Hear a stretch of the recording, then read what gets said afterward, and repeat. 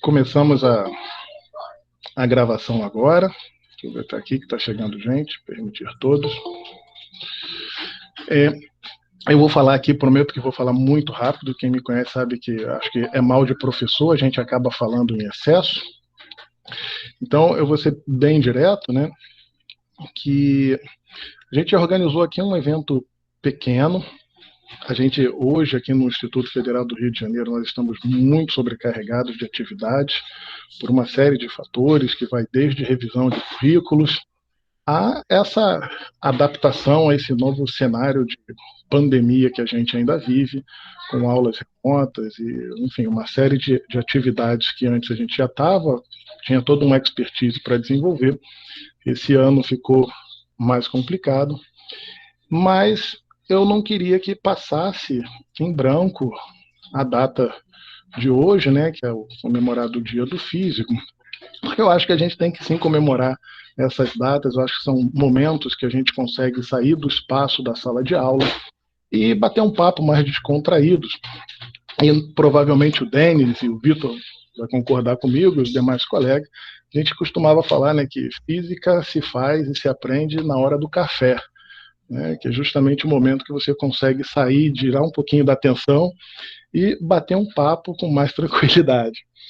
Então eu gostaria só de, para quem não conhece, para quem não sabe do porquê dessa data, falar 2 slidezinhos super rápidos, porque no máximo 5 minutos, mas é no máximo mesmo, que é apresentar o porquê que a gente chegou na data de 19 de maio como sendo o Dia do Físico. A coisa começa lá no ano de 1905, que foi batizado como Annus Mirabilis de Einstein. Nós tínhamos na história da ciência um outro Annus Mirabilis, mas este agora anterior, que foi o de Newton, foi o ano de 1666 a 1667, um período ali de mais ou menos um ano, onde Newton conseguiu produzir grande parte da sua contribuição para a física. E depois, essa volta a se repetir no ano de 1905, quando então o jovem Einstein, na faixa dos seus 20 e poucos anos, não tendo conseguido arrumar emprego dentro das universidades, tendo sido rejeitado para todos os cargos que ele se candidatou, para ser professor assistente, assistente de laboratório, e todos rejeitados, e ele acabou indo parar num escritório de patente na capital da Suíça, em Berna. E esse escritório de patente seria, aqui para a nossa realidade, obviamente, contemporânea, o equivalente ao Instituto Nacional de Propriedade Intelectual, né? O cara recebe o projeto, verifica se não é plágio e carimba. E o Einstein fazia muito mais do que esse trabalho de mero carimbador, né? Ele acabava pegando os projetos, ele dificilmente autorizava, aprovava os projetos de início, porque ele tentava modificar e melhorar os projetos que ele recebia. Então ele acabava tendo uma baixa produtividade. Mas nesse cenário, fazendo um trabalho de escritório, afastado da academia, das universidades e centros de pesquisas que existiam à época, o Einstein ainda assim continuou com o seu cérebro e sua mente inquietante.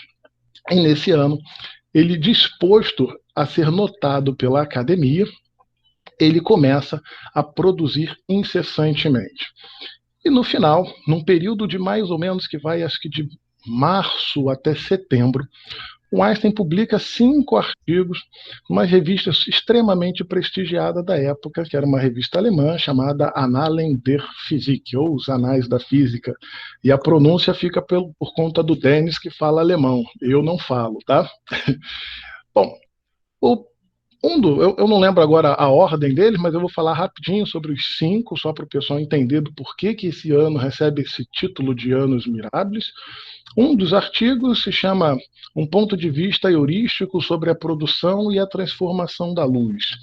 Basicamente, ele pega as ideias de Planck sobre a quantização de energia e explica um efeito que já era conhecido, que era a incidência de luz no metal produzindo eletricidade. Isso eu estou falando muito grosseiramente, tá? Mas, em essência, é isso.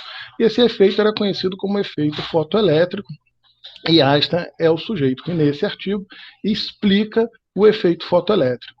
e justamente pela explicação do efeito fotoelétrico que o Einstein depois vai ser nominado ao prêmio Nobel, ao qual ele é um dos laureados algum tempo depois. E aí a gente pode dizer que foi a primeira aplicação da mecânica dos quanta que estava surgindo, ou que a gente chamaria hoje de mecânica quântica. Além, obviamente, de algumas outras implicações. Um segundo artigo foi o movimento de partículas em suspensão em um fluido em repouso como consequência da teoria cinética molecular do calor. Lembrando que naquela época a teoria cinética era novidade e dentro da Academia de Física Alemã ela era repudiada, né? Isso era ideias modernas demais e não amparadas na experimentação que eles tinham acesso naquele momento. Esse fenômeno, basicamente, você pega uma xícara de café ou de chá, como eram os exemplos da época, coloca grãozinhos de pólen e esses grãozinhos nunca param de se mover. E quem tinha detectado esse fenômeno foi um médico chamado Brown, e por isso o nome se chama movimento browniano. E o Einstein explica esse movimento contínuo dessas partículas, que não é devido a vento ou vibração e nem nada, mas simplesmente por conta dos constituintes do líquido que ficam batendo nos grãozinhos que estão em suspensão na superfície do líquido. Então, ele inaugura, né, uma aplicação de uma teoria que estava nascendo, estava embrionária, mas não tinha ainda resolvido um problema prático novo. E o Einstein abre aí um caminho novo para a física, com a teoria cinética que ele traz para explicar o movimento browniano. E, juntamente com a sua tese de doutorado, também no ano de 1905, que ele trabalha com o título Uma Nova Determinação das Dimensões Moleculares, junto com o trabalho sobre o movimento browniano, ele começa a falar sobre as questões de dimensões de partículas, dimensões de moléculas constituintes dos fluidos, dos gases, dos líquidos, e isso inaugura uma nova área dentro da ciência, que é a teoria das flutuações, que tem aplicações, por exemplo, no mercado financeiro hoje em dia. Um quarto artigo, e talvez esse seja o mais famoso, do Einstein, não pelo nome, que é sobre a eletrodinâmica dos corpos em movimento, mas esse artigo hoje é comumente, a gente se refere a ele comumente como sendo o artigo da teoria da relatividade restrita, onde o grande mérito do Einstein aí é ressignificar todo o espaço e o tempo que era definido de uma forma lá por Newton nos anos 1666 e que nós carregávamos até 1905, esse conceito de que o tempo é uma coisa, o espaço é outra, e o Einstein ele consegue unir o espaço e o tempo, criando então o que a gente chama de espaço-tempo quadridimensional, que tem uma série de implicações, como por exemplo o fato dos relógios em dois referenciais distintos não necessariamente andarem com a mesma velocidade. Está chegando gente aqui. E o último dos artigos, a inércia de um corpo depende de seu conteúdo energético, se não falha a minha memória, um artigo de 3 páginas apenas, que ele escreve como complemento ao artigo anterior sobre a eletrodinâmica dos corpos em movimento, e nessas 3 páginas ele chega naquela que muito provavelmente é a equação mais famosa da história da ciência, que é o histórico famoso E igual mc ao quadrado, que, dentre outras explicações, ele consegue unir numa única teoria a lei de conservação de massa e energia, dizendo que são duas facetas de uma única coisa. E aí, quando chegamos 100 anos depois, no ano de 2005, a Unesco declara este ano como sendo o Ano Internacional da Física. E várias sociedades de física ao redor do mundo aproveitaram esse momento e instituíram o Dia do Físico como sendo a data de 19 de maio de 19 de maio, como uma alusão a 1905. Então, por isso, 19 de maio é a data do físico, o Dia do Físico. E, por fim, aqui tem muito texto, mas eu vou falar só algumas palavras-chave Porque no Brasil, a profissão de física ela é regulamentada desde o ano de 2018, depois de um longo processo para se chegar a esse documento. Mas para quem não conhece ou não sabe muito bem o que o físico faz, entre as atribuições regulamentadas da profissão de física está realizar pesquisas científicas em vários setores da física ou ela relacionada. Basicamente, isso é tudo que você possa imaginar, sem puxar a sardinha para o lado dos físicos, mas é verdade. Né? E aí envolve radiação ionizante, não ionizante, estudos ambientais, análise de sistemas ecológicos, estudos na área financeira, desenvolvimento de software, elaboração de documentação técnico-científica, realizar perícia, e um item 5, que vai trazer o nosso amigo Vitor aqui para o cenário, que é difundir conhecimento da área. Isso é uma atividade inerente ao físico e mais ainda do professor de física. Mas repara que não existe fazer ciência sem ter essa questão da difusão do conhecimento da sua área, seja ela na forma de palestra ou, por exemplo, orientando trabalhos acadêmicos, ministrando palestras, como o Denis faz aí praticamente todas as semanas, seminários, cursos, organizar eventos científicos, treinar especialistas e etc. O restante das coisas, para quem quiser ler, a legislação é essa daqui. E, nesse momento, eu acho muito simbólico, então, trazer dois representantes dessas dois mundos que parecem que não se comunicam, mas que devem caminhar sempre juntos, que é o pesquisador da física, aquele que está fazendo a ciência de ponta, está no laboratório, está criando teoria, está em contato com teorias, com novas tecnologias, e para isso vai falar o Denis, que eu já vou apresentar mais formalmente, e o outro lado que trabalha no outro extremo, né, que vai absorver essas teorias, vai decodificá-las para uma linguagem mais acessível para a formação de novos indivíduos, para que eles possam exercer plenamente sua condição de cidadão. E aqui, para essa fala, trazemos um professor da educação básica, professor de física que atua na educação básica, professor Vitor Ascioli. Então, a minha fala para aqui. Eu vou agora deixar a fala com o Denis, mas vou apresentá-lo agora formalmente para quem não o conhece.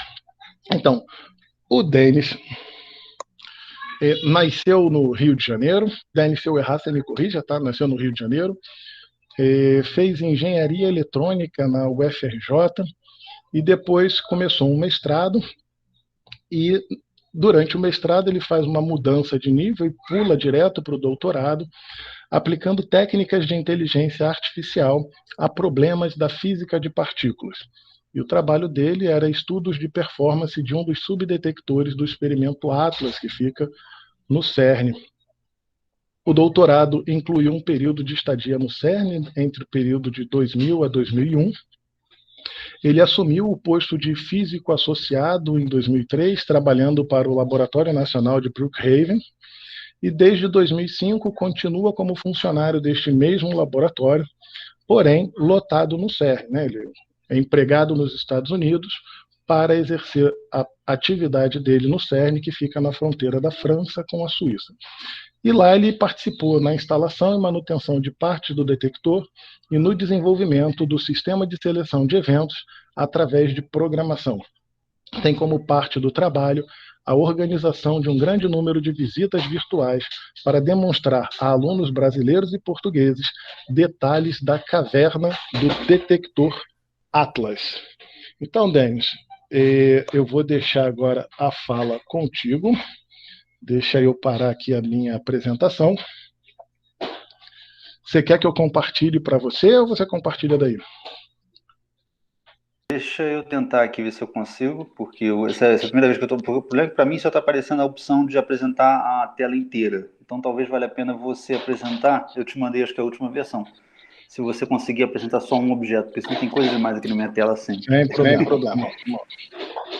Bom, eu fiz uma apresentação realmente de 6 slides, uma coisa pequena. Né, tá todo mundo, para começar, o pessoal que está me ouvindo bem? Marco está me ouvindo bem? Vitor, tá. Peraí, eu estou só Tá. Só não está apresentando aqui a tela. Peraí. Deixa eu parar aqui de novo. Tudo bem, bom, não tem pressa. Mas eu fiz uma apresentação pequena, a minha intenção, claro, não é ficar falando aqui 2 horas, até porque eu acho que é muito mais interessante o bate-papo do que uma apresentação formal, né? Quem me conhece sabe que eu realmente não gosto muito da apresentação formal, mas eu acho que, assim, eu quis tentar passar uma informação um pouco mais do que... Bom, foi um pouco a minha conversa com o Marco, né, com o professor Marco, no sentido de o que é a vida de um físico. Eu sou esse físico um pouco torto, porque, na verdade, a minha formação começa com engenharia, mas eu estou sendo exposto à física intensamente desde o ano 2000, né? Então eu tenho aí 21 anos de trabalho nessa área, e tinha antes também. Então eu acho que, assim, eu posso falar algumas coisas. E eu tenho contato, né, diário com muitos físicos, com muitas pessoas que... Então você vai ouvindo vai observando um pouco aquela forma né, que o físico pensa também, e é isso que eu estou tentando aqui passar. Bom, estou vendo que o Marco está conseguindo aí passar. Eu tentei botar assim, eu trabalho no físico, eu começo com 2 slides. Bom, pode passar para o próximo já, Marco. Em que eu refaço um pouco essa minha trajetória, mas o Marco já tinha falado, eu não acho que preciso tanto ir no detalhe, mas eu quero puxar algumas coisas que são importantes, que também, porque no final das contas eu acho que o importante, não sei se aqui devemos ter vários alunos, né? O Vitor falou que tem vários alunos que estão aí assistindo, então para saber um pouco como é que é esse caminho, né? Que não é um caminho único e não é este é o único forma de fazer, né? Tem várias outras formas de fazer, mas essa é uma forma talvez que muita gente consegue chegar até aqui ou trabalhar numa coisa que se realiza, né? Não estou dizendo que aqui seja necessariamente uma coisa importante demais, estou só querendo dizer que é uma coisa que para pessoas como eu, por exemplo, é uma coisa bastante que realiza. Então eu realmente comecei a fazer engenharia eletrônica, cheguei até a fazer um mestrado em matemática, comecei a fazer um mestrado em matemática quando eu ainda estava fazendo engenharia eletrônica, mas acabei desistindo porque eu simplesmente não tinha tempo, né? E aí eu comecei a trabalhar, realmente me aproximar cada vez mais da área de processamento de sinais. É uma das áreas da eletrônica na qual você começa cada vez mais a aplicar técnicas de inteligência artificial. Na época, os físicos mais standard ou mais padrão detestavam essas técnicas, né? Então era uma resistência incrível para você aplicar uma rede neural, uma coisa. Hoje em dia o pessoal está englobando isso, que é bastante interessante. Trocou bastante a mentalidade nessa década e meia, né? Eu comecei trabalhando, realmente eu comecei trabalhando com o desenvolvimento de técnicas, em particular rede neural, aplicado no calorímetro, né, no detetor que mede energia de hadrons, né, um detetor que mede energia de prótons, nêutrons, píons, que estava sendo desenvolvido, né, e testado para o Atlas, né, na época. E nesse meio tempo puxei um trabalho, comecei a fazer um trabalho também com um sonar da Marinha Brasileira, isso foi bastante interessante, que foi aplicar também redes neurais para fazer classificação de navio, um negócio completamente diferente, né, através de som que o navio emitia, né, as faixas de frequência que ele operava e tudo mais, mas a rede neural é bastante sensível para pegar isso. E aí eu comecei a fazer esse mestrado, que acabou virando um doutorado direto, que acabou virando um doutorado de sanduíche, e eu vim parar aqui no CN para fazer o desenvolvimento da tese. E ali foi interessantíssimo, porque como estava essa época de ter feixe de partícula, a gente estava jogando partícula, né, elétrons, píons, imons, tacando isso num pedaço, uma fatiazinha só que tinha do calorímetro hadrônico do Atlas, e a partir disso aí a gente estava podendo fazer, verificar a performance daquele detetor, que era esse o objetivo, né? Se ele tinha uma boa resolução de energia, capacidade de medir bem a energia e tudo mais. E aí isso aí foi um troço bastante bacana, porque a gente aplicou a informação desse detetor a uma coisa que não tinha nada a ver com o objetivo inicial dele. O objetivo inicial é a medida de energia, mas a gente pôde fazer na parte de classificação de partículas, que foi bastante interessante.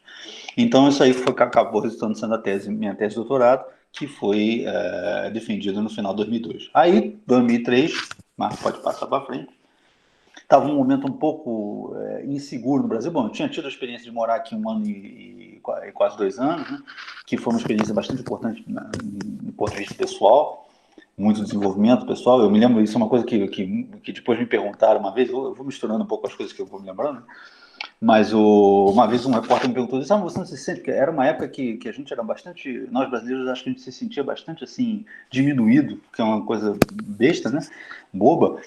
Mas o cara perguntou para mim, você não se sente diminuído? Eu falei, olha, quando eu cheguei aqui eu me senti bem diminuído, mas quando eu comecei a ver que, ok, esse americano aqui tá dando brigando com um cara ali que não fez o negócio, brigando com o tcheco dali, brigando com o russo, Pô, eu também tenho que entrar nessa briga. E aí você aprende que você tem que lutar também, e você aprende que isso é uma bobagem, né? Que a gente fica essa coisa na cabeça da gente, e que a gente pode participar de uma experiência desse internacional com toda a nossa capacidade, né?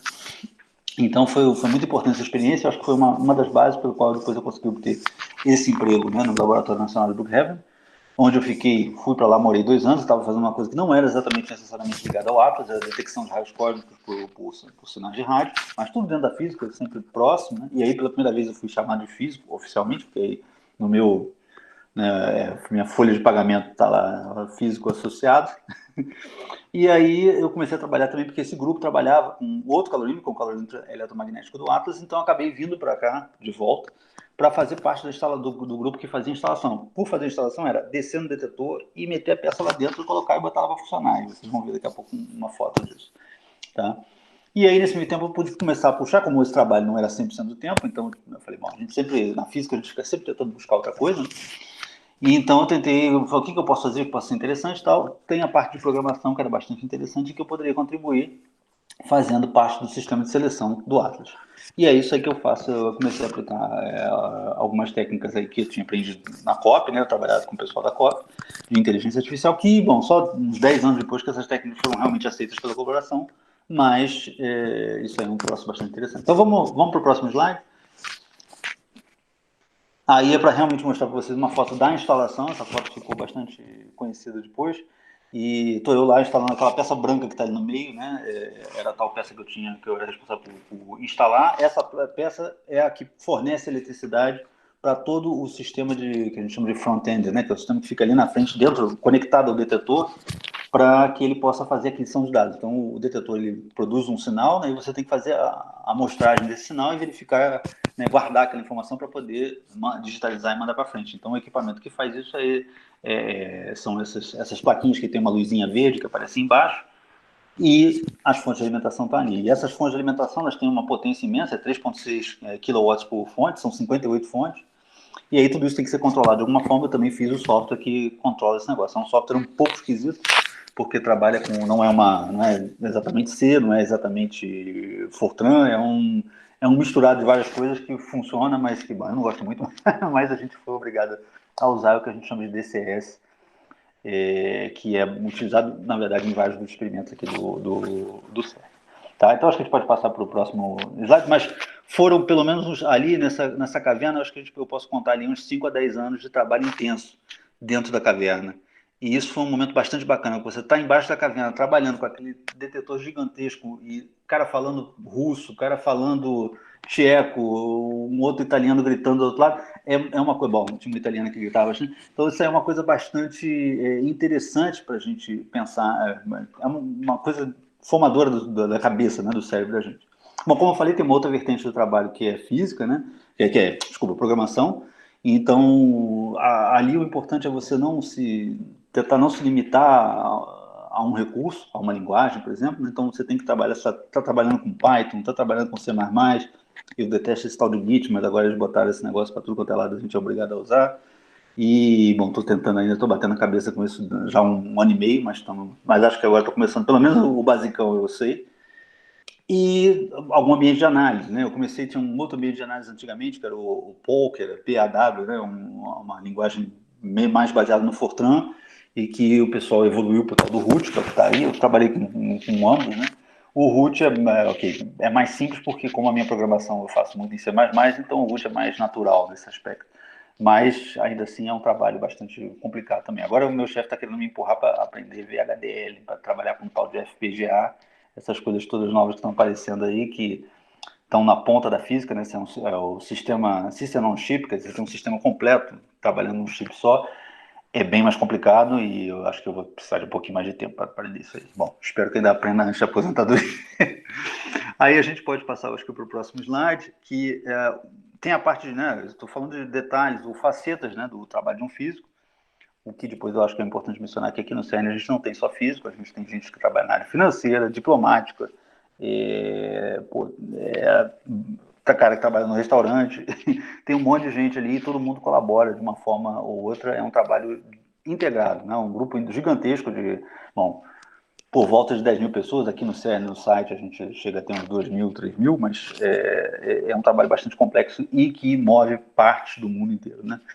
Bom, e aí, claro, tem a parte física, aí a gente já está se aproximando um pouco na física, um pouco mais aqui alto nível, vamos dizer assim, no qual você tem que fazer primeiro, né, observar a eficácia do teu detetor para detectar certos tipos de partículas. Isso aqui, esse slide é um slide que eu apresentei em 2014 numa conferência no Vietnã, no qual a gente estava interessado em particular para saber a eficácia de detectar elétrons, né, que o nosso detetor produzia ao entrar um elétron nele, qual é a chance daquele elétron ser visível, né, se tornar visível para a experiência que a gente vai realmente reencontrar. E esse gráfico que está aí, claro que isso é uma função de vários parâmetros, em particular a energia do elétron, então é interessante que a gente possa verificar se isso está funcionando direito, porque se isso não está funcionando direito, você não vai conseguir descobrir o Higgs, por exemplo, né? Porque o Higgs decai em 2 os 2 podem decair em até 4 elétrons, então você, mas eu só vejo 5% dos elétrons.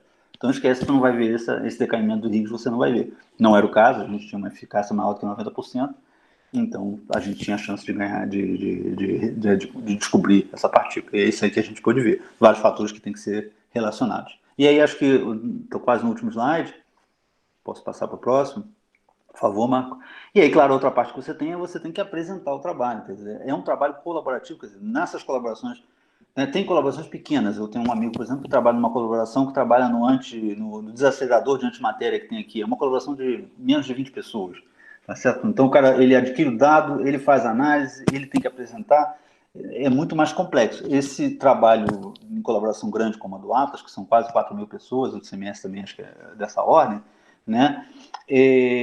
Cada um pode fazer um pedacinho, ou você pode fazer um pedacinho num dia e não fazer no outro. Então tem essa flexibilidade, né, que é um pouco diferente. Mas, obviamente, que faz parte do teu trabalho. Eu faço um desenvolvimento de software, mesmo que eu não vou apresentar necessariamente na conferência, a colaboração tem que conhecer esse trabalho, tem que ver que esse trabalho está sendo feito corretamente ou não, qual o problema, se tem dificuldade e tal. Isso aí tem que ser, você tem que ter muito cuidado com relação à parte de apresentar, então isso também faz parte constante desse trabalho. Por acaso eu peguei aí, do mesma conferência, mas essa é uma apresentação, o cara que está em vermelho ali é o Englert, que foi o cara que junto com o Higgs ganhou o prêmio Nobel pela descoberta do bóson de Higgs, então ele foi fazer uma apresentação nessa conferência, eu não me lembro se essa altura do campeonato, ele já tinha ganho o prêmio Nobel. Então é bastante interessante que foi logo depois que ele ganhou o prêmio Nobel, eu pude vê-lo de perto. É uma coisa bastante interessante. Bom, e aí eu acho que está no último slide. Bom, aí aqui um pouco uma brincadeira, você vai falar, por que o cara botou o negócio de Big Bang Theory, tá? Quem não reconheceu. Então os personagens do Big Bang Theory ali, tem um cara que está sentado no lugar errado. E aí você fala, mas por que você botou isso aí? Bom, isso aí foi encontrado por mim, eu bati a foto, porque eu achei que era importante, que eu algum dia ter a oportunidade de mostrar isso, dentro da sala de reunião, onde acontece a reunião do detetor do argônio líquido, né? Todo dia, às 8h30 da manhã, quando nós estamos em operação de feixe, com feixe, né? Tem uma reunião para dizer o que funcionou, o que não funcionou, o que deu problema. O pessoal discute, né, os últimos problemas que aconteceram. E aí eu achei interessante que eu estava ali discutindo, de repente eu olhei e falei, o que é esse negócio? Eu reconheci que aquilo ali era alguma coisa que bateu no meu olho, né? E era realmente que era uma besteirinha ali do Big Bang Theory. E eu acho assim que é muito importante você ter sempre um pouco de bom senso, em particular quando tem essas reuniões que são bom humor, né? Na verdade, tipo, bom senso de humor, né? Mas você ter bom humor porque algumas das reuniões por vezes podem ser tensas, né? Quando você tem um problema sério para resolver, o pessoal fica nervoso porque às vezes tu tem que resolver aquele negócio naquela hora, não dá para resolver daqui a 2 dias porque o fecho está rolando e o fecho é caro. Então você tem que estar ligado no trabalho, né? Então esse tipo de coisa também pode acontecer. Bom, era isso que eu tinha para falar. Eu acho que o mais bacana vai vir mesmo das perguntas e do bate-boca. Não sei se aí eu deixo para o Marco ver como é que vai fazer, já vai passar direto para o Vitor, ou se alguém tem uma pergunta urgente para mim.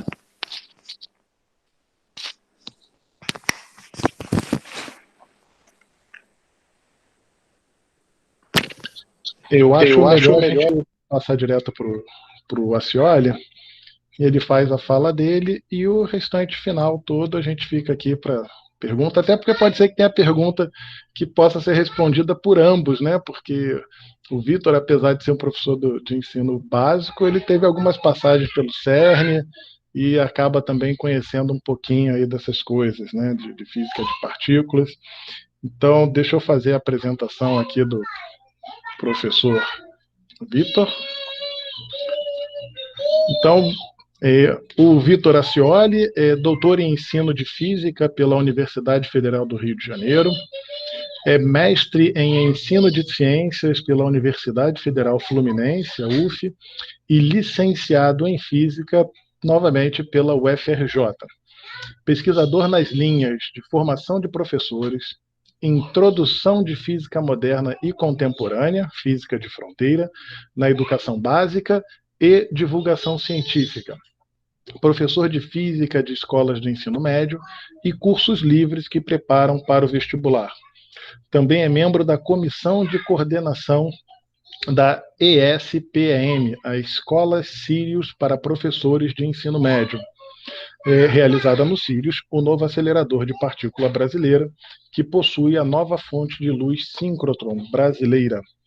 Então, Vitor, a palavra agora está contigo, meu querido. Manda brasa aí. Bom, gente, boa noite a todos.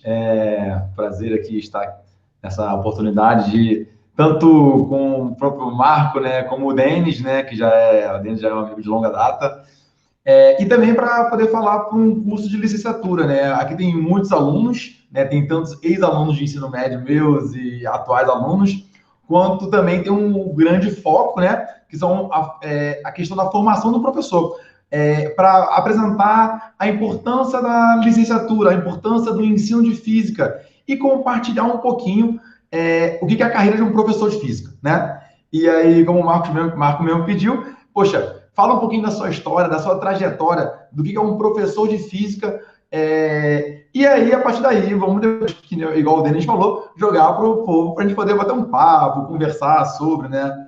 Bom, e aí, nesse foco, falar como é que é um pouquinho da carreira do professor de física. Lógico, cada um tem sua carreira, cada um tem sua história, né? Eu vou apresentar rapidamente um pouquinho da minha história. Também eu vou tentar ser um pouquinho objetivo, né? Mas sabe que professor tem um problema sério, gente. Professor, se deixar, fala, né? Fala e não para nunca mais de falar, né? Então, assim, eu vou tentar não falar tanto, tá? Vamos lá, é meio difícil às vezes, mas vamos nessa. Bom, ó, eu tô colocando aqui uma leve apresentação que eu gosto de, para poder instigar e de leve, e um pouquinho contra o tradicional. Vocês vão ver quais serão as próximas etapas. Bom, nessa apresentação aí eu faço questão de me apresentar como ex-aluno do Colégio Pedro II, né? Sou do Rio de Janeiro, né? Sou ex-aluno do Colégio Pedro II, aí entrei na licenciatura em Física da UFRJ, mestrado, doutorado, tudo na área de ensino, né? E quando a gente vê uma apresentação assim, toda bonitinha, né? Tem aquela impressão que, poxa, foi direto, né? Foi um negócio bonito, suave, né? Parece que foi fácil, né? Como é que foi isso? E essa é a ideia, de mostrar um pouquinho dessa carreira, desse momento. Mas, assim, e também mostrar um pouquinho, calma aí, da questão da etapa de transformação da carreira de professor, o chamado cuspigis, o auleiro, né? Para a transformação na carreira acadêmica de professor-pesquisador, né? Então, hoje em dia, eu me coloco na posição de professor, eu continuo sendo professor, eu acho que eu seria eternamente professor, né, da educação básica, ou seja o que for, mas também professor-pesquisador. É importante que, desse aumento das possibilidades. Gente, ó, eu estou com 2 acessos aqui, se quiser escrever no chat, quiser perguntar, também fica à vontade, tá? Vamos. Bom, e aí, parece uma trajetória bem linear, né? Quando a gente coloca essas etapas assim. Mas, para os licenciandos que estão presentes, é interessante mostrar que não foi linear, né? Não foi nem um pouco linear, né? Nessas etapas aqui, para mostrar que, por exemplo, sou ex-aluno, terminei a escola em 2003, não fui aprovado direto por questões familiares, né? Não queriam que eu fizesse física, eu queria fazer física, fiz mais um ano, e aí convenci que eu tinha que fazer física, né? Então, fiz um ano para vestibular, mas a prova de acesso ao física é um curso que relativamente não é tão concorrido quanto outros, né? Fiz mais um ano para poder entrar. Bom, comecei a fazer física na UF, né? Só que não consegui, porque física, eu fazia bacharelado em licenciatura, onde é um curso longo, manhã e tarde e noite, e eu tinha necessidade de trabalhar, já, né? Eu não tinha uma condição que eu poderia ficar um pouco tranquilo só estudando, era a condição que eu tinha no momento. Então, eu tentei fazer 2 anos, né, 2005, 2006, não consegui, tive que desistir. E aí eu desisti, na verdade, eu fiz uma transferência para a UFRJ. E na UFRJ, nessa outra linhazinha aqui, onde eu cursei a licenciatura em Física noturna. E com essa possibilidade de ser uma licenciatura física noturna, eu consegui encaixar a minha rotina. Mas eu fiz isso por quê? Porque eu comecei a dar aula em 2005, né? No início do curso de graduação. Então, eu já tinha lá uns 18, 19 anos dando aula para turmas que... A minha primeira turma era uma turma mais velha do que eu, né? Todos os alunos eram mais velhos do que o próprio professor. É interessante compartilhar isso. Bom, acabei a faculdade em 2010... E aí comecei a dar muito trabalho, trabalhar em todas as escolas, todas as oportunidades que pintavam e tentar entrar no mestrado. Eu já vou pular a etapa, fiz o mestrado de 2013 a 2015, acabei o mestrado em 2015 e vamos lá, vamos fazer doutorado. E comecei a tentar. Só que eu trabalhava manhã, tarde e noite, né? E é difícil fazer um doutorado trabalhando manhã, tarde e noite. Então, tentei 2015, tentei 2016, tentei 2017, né? E não tenho vergonha nenhuma de falar. Não obtive sucesso, mas foi ótimo. Por que foi ótimo? Porque em 2017 eu tive a oportunidade de ir para o CERN, né? Onde eu inclusive conheci o Denis. E nessa ida ao CERN, a vida tomou outros rumos. Que aí a consequência foi eu pensar numa estratégia de carreira, né? De oportunidade, e que aí sim, com essa estratégia, eu consegui passar no doutorado com outro foco que eu tinha anterior. Então... Depois que passou esse período, eu falei, que bom que eu não passei antes, né? Porque se eu tivesse passado antes, talvez eu nem tivesse ido ao CERN. Então, esses nãos que eu recebi foram ótimos, né? Foram ótimos. A gente só reconhece isso depois, né? Durante o período a gente fica chateado, triste, que não consegue vencer, mas faz parte da vida, né? E aí, em 2018, eu comecei a coletar dados para entrar no doutorado antes de entrar no doutorado. Ou seja, 2018, eu vou explicar como é que foi esse processo dessa coleta de dados.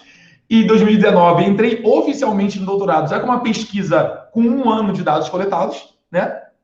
Tanto que eu terminei o meu doutorado em 29 de março desse ano, né? É recente, né? Então, assim, foram 2 anos oficialmente, porém mais 1 ano de pesquisa anterior, né? 3 anos de pesquisa de modo geral, né? Eu não deixei de trabalhar, eu vou falar sobre isso. Bom, mas foi uma carga menor de trabalho. E aí, quando você quer se... Agora vamos falar do licenciando, né? Licenciado, ele vai se formar. Ele vai se formar e o que ele pensa? Poxa, eu vou trabalhar no melhor emprego do mundo, né? Vou ficar na praia, meu escritório na praia, né? Toda essa questão, né? Vou ficar tranquilo, né? Vou trabalhar só amanhã em tarde, só de manhã. Tem todo aquele pensamento, né? Mas tudo bem, é uma expectativa bacana, né? Eu acho que é interessante, todo mundo tem que ter esses focos, né? Mas, no meu caso, na minha história, no meu lugar de fala, o meu primeiro ano foi assim, meus primeiros anos, né? De 2005 a 2017, na verdade, né? Os meus primeiros 12 anos, né? Os meus primeiros 12 anos foram de aulas de manhã, tarde e noite, sábado e domingo, né? Domingo, inclusive, né? Domingo de manhã, sábado, manhã e tarde, e de segunda a sexta, manhã, tarde e noite, acumulando uma média de 66 tempos de aulas semanais, né? Então, assim, era loucura? Era loucura, ainda é loucura, né? Ainda é assim. Então, realmente, com 66 tempos de aulas semanais, que orientador de doutorado vai querer orientar? Não vai querer, né? Porque eu não vai ter nem tempo para dormir, imagina para conversar numa orientação, né? E aí, foi então, o ano 2017, marcado aí, né? Quando eu tive a oportunidade de ir para o CERN, onde eu vou falar sobre o CERN, como é que um professor de física pode ir ao CERN, tá, gente? Eu vou explicar as oportunidades que os professores de física vão ter, podem buscar, né, além da própria formação. E nesse ano foi um ano de mudança que tem a ver com questões pessoais, questões profissionais, questões de ideais de vida. Mas vamos lá.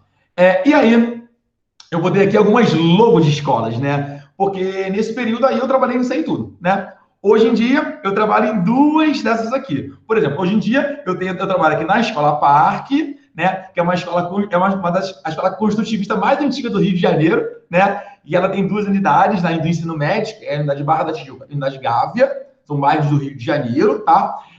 Eu trabalho nas 2 e no Santo Agostinho, que é aqui ao lado, que é uma escola conservadora, né? Tradicional. Então, assim, são 2 escolas que têm características distintas, né? Mas são as escolas que hoje em dia eu estou trabalhando. E todas as outras estão envolvidas. Inclusive aqui, o IFRJ, eu fui professor substituto do IFRJ, né? Eu fui na unidade Duque de Caxias.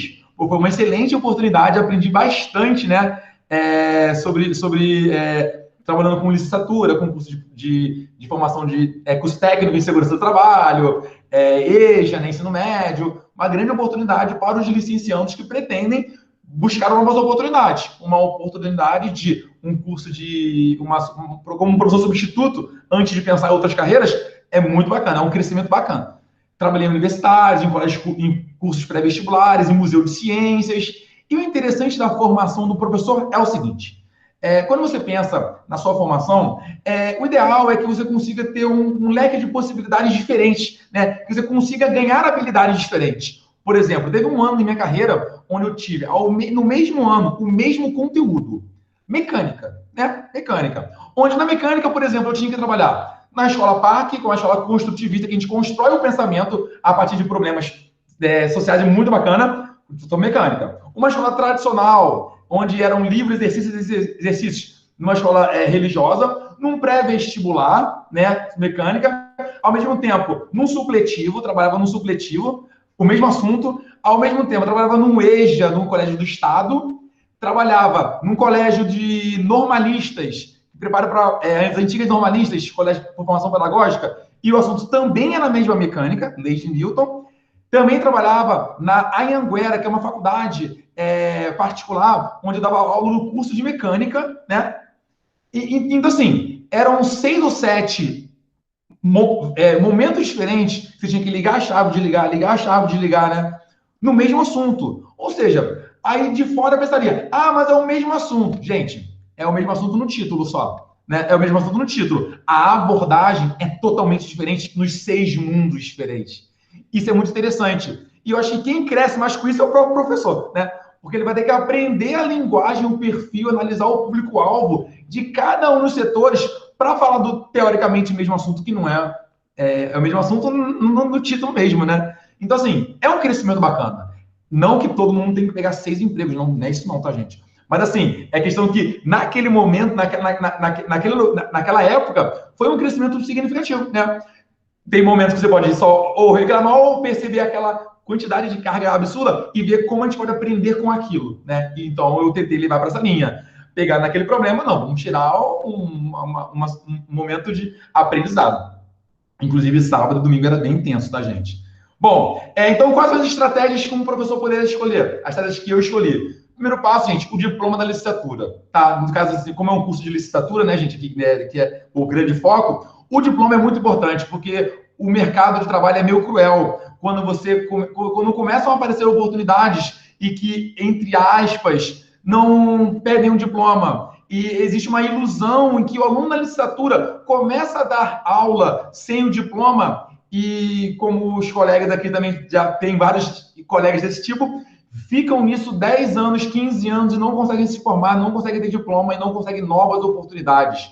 Gente, foca no diploma, foca na formação, foca na faculdade, dá um jeito, não pegue muito trabalho sem focar no principal, que é a própria formação como professor. Bom, aí a estratégia de entrar no mercado de trabalho, fazer contatos construtivos, né? Entender que nem todos pensam igual a você. Isso é interessante, porque às vezes vai ter uma pessoa que é seu superior, que pensa totalmente contrário de você e pensa totalmente contra contra o seu ideal. A gente tem que aprender a lidar com essas questões, né? Para um licenciado, você tem que aprender que você pode ter um chefe que é contra você. E vamos aprender a lidar com isso.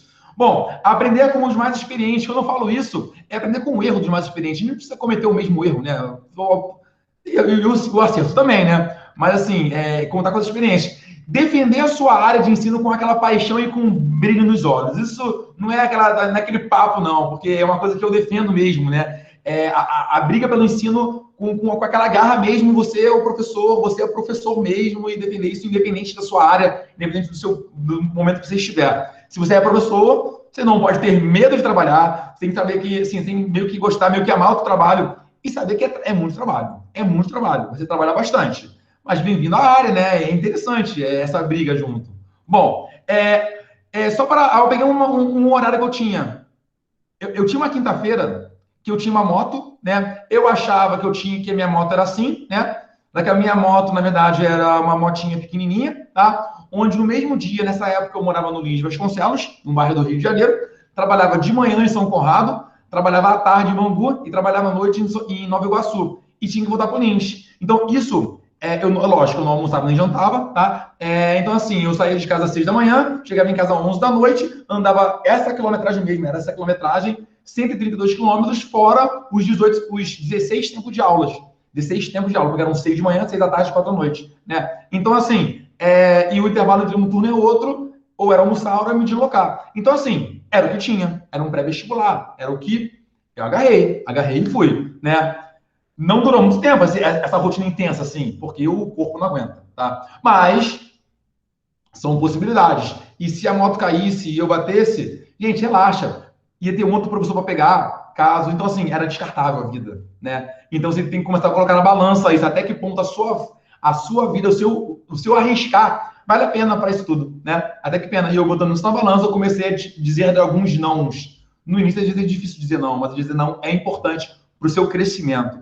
Bom, e aí eu comecei a buscar mudanças da saída da aula tradicional. E as primeiras mudanças eram levar alunos a museu de ciências, a espaços científicos, a espaços que eles poderiam aprender a ciência brincando, né? Brincando, se divertindo. E como é divertido ciência, né? Tem um museu de ciências muito interessante aí em Volta Redonda, né? Eu já acompanhei as próprias redes sociais, então, assim, que é o público principal. Então, assim, Museu de Ciências é um lugar que todos aprendem se divertindo e brincando. Isso é muito bacana. Então, foi um espaço que eu busquei, né? E aí, comecei a buscar espaços de divulgação científica. E descobri um laboratório que desenvolveu um kit de física experimental que se chamava Vendo Invisível, que trabalhava radiação infravermelho, só que eles queriam algum professor para divulgar. Eu me ofereci já, eu me ofereço, eu divulgo, eu falo nas escolas, nos congressos. E aí foi o primeiro momento de entrar num grupo de pesquisa, entrar nesse gostinho da academia e falar, poxa, opa, estou gostando. Opa, eu acho que é um caminho interessante para poder buscar além da sala de aula. Bom, com isso, encontrei o mestrado, fiz o mestrado, ganhamos um edital, e esse edital conseguimos um financiamento para produzir um canal de divulgação científica. Nem foi tão bombante, mas foi interessante mostrar como a física, a aplicação da física experimental e teórica na universidade poderia ser aproximada do ensino médio. Esse era o foco. Era trazer assuntos da física de ponta, da física de fronteira para o ensino médio. Então, entrevistamos um laboratório de radioecologia, de astropartículas, de um museu de ciências e um laboratório de datação com carbono 14, né? Que também tinha um acelerador de partículas. Então, foi o primeiro contato que eu tive com o acelerador. Opa, o que é um acelerador? Como é que funciona? Beleza. E aí, isso foi nesse período. Bom, agora vamos falar das próximas etapas, que são as oportunidades para os professores de física, que foi quando chegou o ano de 2017 para mim ali, né? Esse foi o ano aí. A Sociedade Brasileira de Física, ela oferece algumas oportunidades. São várias, tá, gente? Eu peguei 3, porque são as 3 que eu participo, tá? Vou falar de cada uma. Eu vou começar pelo CERN, né? Já que o Denis começou a apresentação, eu vou começar pelo CERN. Os professores que são formados, os professores do Brasil, eles têm a oportunidade de realizar um curso de 1 a 2 semanas no CERN. De 2010 a 2019, mais de 240 professores de ensino médio, gente, são professores de licenciados, tá? Tipo, de ensino médio, foram ao CERN. Esse curso é oferecido uma parceria com Portugal. Portugal é um país sede do CERN, onde ele convida os países de língua portuguesa para participarem dessa turma, né? Foi aí, nesse curso, que eu tive aula, eu tive um momento em Portugal, né? E outro momento na própria Suíça, em Genebra, né? E é um curso em português, tá, gente? É praticamente 90% português, ou seja, para quem tem dificuldade na língua, é lógico que tem que estar eternamente buscando novas formações, tá? Para o licenciado, estar eternamente buscando estudar inglês e outras línguas. Mas o curso é em português. E entre os palestrantes tinha o Denis, né? E que, por coincidência, tinham amigos comuns, nos conhecemos no almoço do CERN ali, né? Um ouvindo a mesa conversa do outro, porra, brasileiro, né? E aí, logo depois, ele deu a palestra. E aí, beleza, aí eu comecei a procurar o Denis, que eu vi que ele tinha grandes oportunidades para aprender, né, com a experiência dele.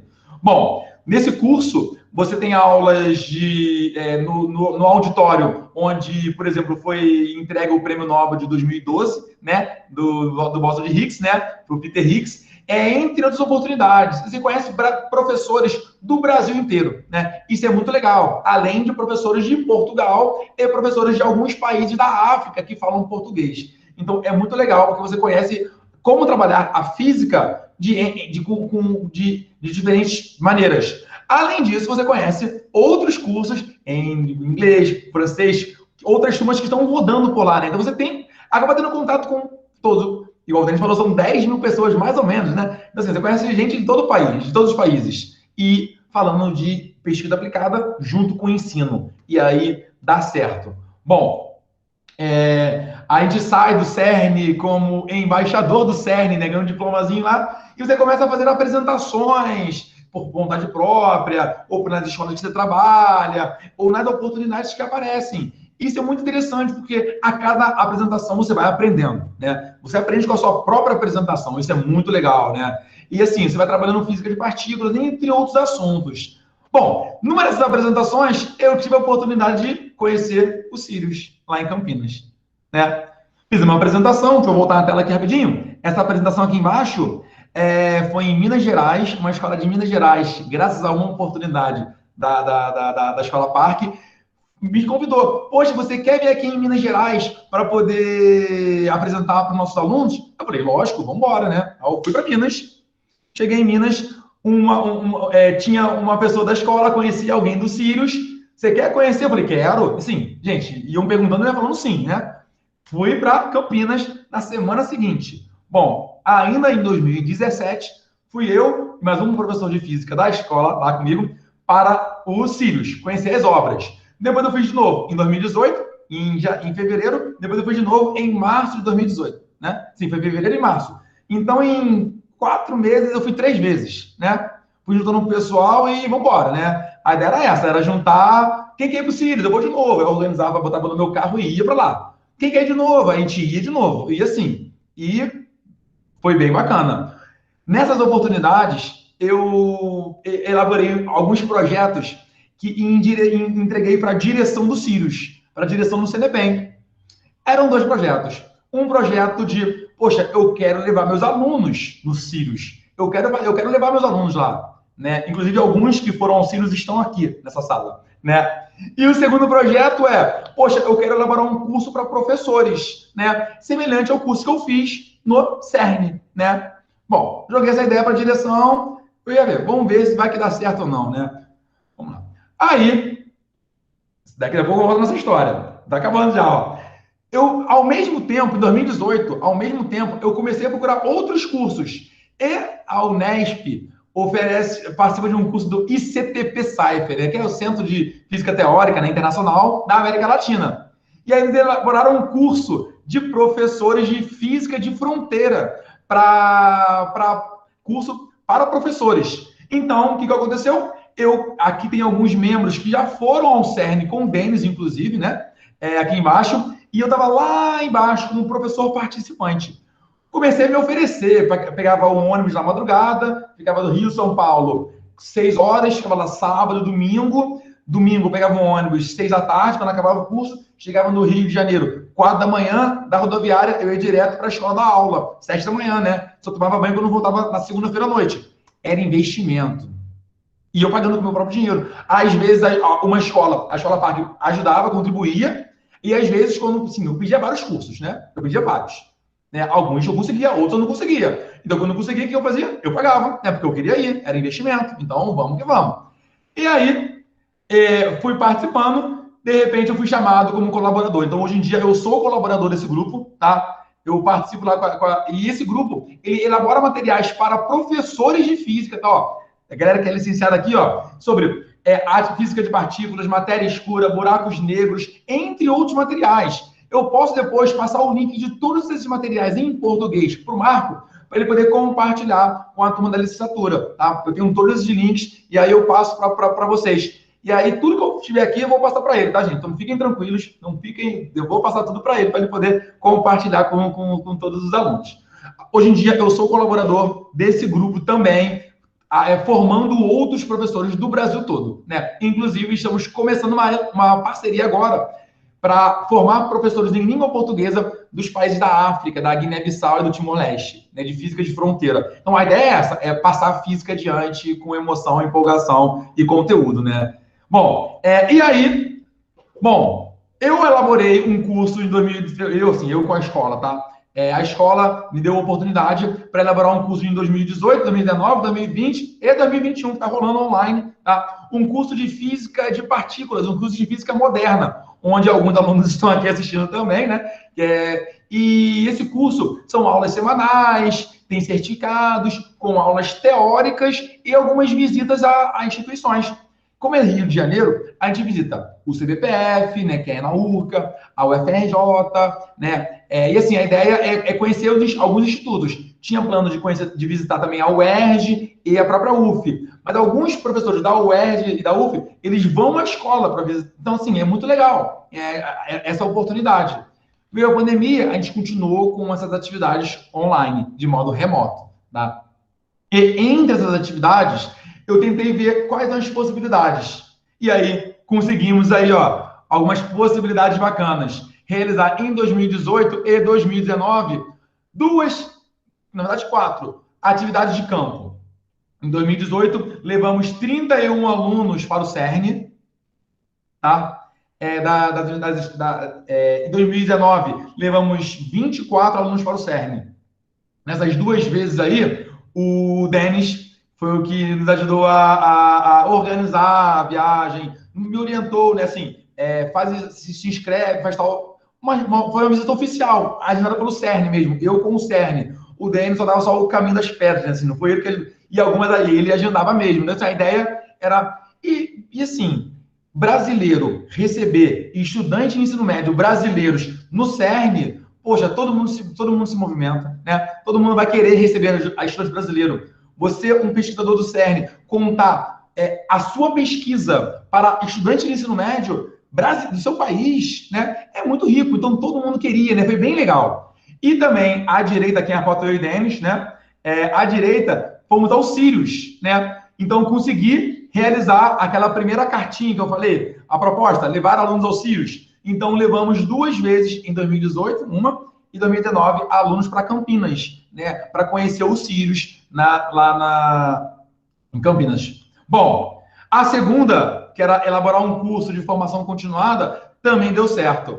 A direção do Sirius com a direção da SBF já estava conversando sobre elaborar um curso, né? E quando eu apresentei uma proposta para eles falaram, poxa, olha só, nós já estamos conversando isso, mas você quer entrar no grupo? Eu falei, quero, me chama, né? Aí eu fui, né? E aí eu entrei como parte da comissão de organização de um curso que já estava sendo conversado. E fundamos a ESPEN, né? Criamos, organizamos a ESPEN, que é a Escola Sirius para Professores de Ensino Médio. Essa escola é para formação continuada de professores. Ela funciona, em 2018, em 2019 ela aconteceu presencialmente, em 2020 ela aconteceu presencialmente, eu vou falar de cada ano. Em 2021, as inscrições abriram ontem, tá? Então, ó, fica atento aí. Bom, em 2019, ela se chamava Escola Synchrotron para professores. Foram 20 vagas, 20 professores de todo o Brasil, né? Lembrando que há uma preocupação com o equilíbrio, com todos os tipos de equilíbrio. Por exemplo, tanto na questão do equilíbrio de gênero, repare, foram 20 vagas, 12 foram professoras, tá? Tanto no equilíbrio de gênero como no equilíbrio de regional, né? Então, assim, nos preocupamos, foi uma seleção bem difícil, né? Para poder buscar o máximo de equilíbrio possível, para aumentar a representatividade da mulher na ciência, que precisamos de mais de mulheres na ciência. Então, é uma briga de todos, né? Não é uma briga só das mulheres, é uma briga dos homens também, é uma briga de todo mundo. Então, é importante essa briga. Bom, em 2020, fez um sucesso de 2019, então conseguimos aumentar o número de vagas. Foram 35 vagas, só que no critério de seleção, colocamos 25 vagas para as redes estaduais e municipais, 5 vagas para a rede federal e 5 vagas para a rede privada, né? que julgamos que a rede estadual e municipal precisa de mais oportunidades para os professores, né? Então, foi feita essa seleção, também mantendo o equilíbrio aqui, né? Inclusive, tem algumas pessoas aqui que estão na nossa foto aqui, né? Que estão aqui presente na reunião, né? Isso aqui dentro do Sirius, ele já mais montadinho. Em 2021, são 500 vagas, né? São 500 vagas, modo remoto, né?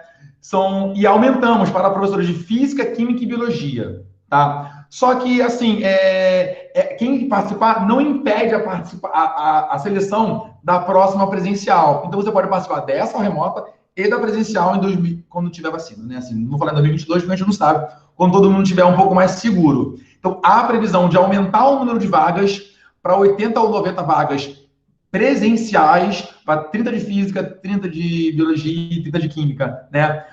E do Brasil todo. Então, a ideia é aumentar as oportunidades para... Como o CERN foi, para mim, uma transformação na minha carreira, eu penso assim, acredito que tanto o CERN quanto o Sirius pode ser transformação na carreira de outros profissionais e que busquem e que sejam motivados a conhecer, a mudar a vida de outras pessoas e assim por diante, fazendo uma bola de neve, né?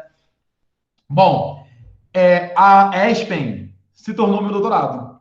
A Escola Sirius, ela virou o meu doutorado. O meu doutorado foi toda a criação e a elaboração da ESPEN, né? Que foi a parte do projeto inicial, que eu mandei lá em 2018, no início, para a direção, até a conclusão e o início da elaboração da terceira edição, né? Então, assim, a ESPEN foi a minha pesquisa de doutorado, né? Bom, e aí, para finalizar, né?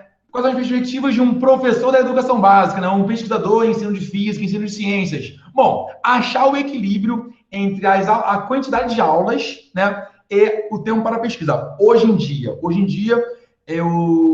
eu já falei já com o Marco, né? Desde 2017, eu trabalho pouco. Gente, aspas, tá? Pouco. Eu trabalho, a menor quantidade de carga de trabalho que eu trabalho. Eu trabalho só 46 tempos de aulas semanais, né? Então, assim, só para entender assim, né? Para quem trabalhou 66, 46 é pouco, entendeu? Mas para quem trabalha bem menos que isso, 46 é muito. Em sala de aula, fora o trabalho fora de sala de aula, né? Que o professor são 46 tempos dando aula, o resto. E eu concentrei 3 tardes, 3 noites para a pesquisa do doutorado, né? Eu não trabalhei nesse período. E hoje em dia eu estou entrando num programa eu estou no processo seletivo, num programa de pós-doutorado, tá? Num grupo de astropartículas também, para trabalhar o ensino de física nas astropartículas, né? Então, assim, a pesquisa pode continuar. E é um equilíbrio. É difícil? É difícil. É muito difícil. É muito difícil. Mas, assim, também, o meu lugar de fala é que deu certo, né? Eu tenho que ter esse cuidado, com essa preocupação. Bom, quais são as condições de um pesquisador? Primeiro, participar de grupo de pesquisa. E segundo, elaborar artigos. A academia valoriza essa elaboração de artigos. E 2 artigos da ESPEN já foram publicados, né? Um na revista Física na Escola, que é uma revista para professores de física, e outra uma revista chamada Physics Education, que é uma revista internacional também para professores de física. Então, o meu foco de pesquisa são professores de física. E com base nisso, eu vou agora interromper a minha apresentação para a gente abrir para o bate-papo aí. E desculpa, eu falei muito, gente. Eu me concentrei em falar pouco, mas vamos lá. Vitor, eu acho que você falou pouco pelo que eu te conheço. Deve ter sido difícil. O pessoal que te conhece está rindo, hein? Mas muito legal, Vitor. Eu gostei muito da sua apresentação. Eu sou suspeito para falar de ambos, né? Porque o Denis, eu tive um contato próximo aí por quase 1 ano e meio, e encontrando regularmente. E o Vitor, curiosamente, eu nunca encontrei o Vitor presencialmente, mas a gente conversa tanto, interage tanto, que eu tenho a sensação de que o conheço faz muitos anos. Antes de abrir aqui para as perguntas, vou colocar aqui o link da lista de presença para a gente poder registrar aqui, né, a quantidade de participantes, e para quem é aluno dos cursos de licenciatura, seja do IFRJ ou de outra instituição que porventura que estejam aqui, depois a gente faz a emissão de certificado e vocês podem utilizar isso para contabilizar lá as cargas de atividades complementares, alguma coisa desse tipo, de 2 horas referente ao nosso encontro aqui. Aí aqui vocês não se incomodem, porque é casa de professor com criança pequena. Eu digo que no meu home office eu tenho home sem office, né? Então a gente passa por esse tipo de situação. Então, quem quiser colocar pergunta aí no chat, pode fazê-la pelo chat, eu leio, mas acho que nós não somos muitos, estamos na ordem de 30 participantes aqui. Quem quiser simplesmente abrir o microfone e fazer a pergunta, eu acho que dá certo também. Então, eu acho que é legal é vocês, né? Então, vamos lá. Quem vai ser o primeiro?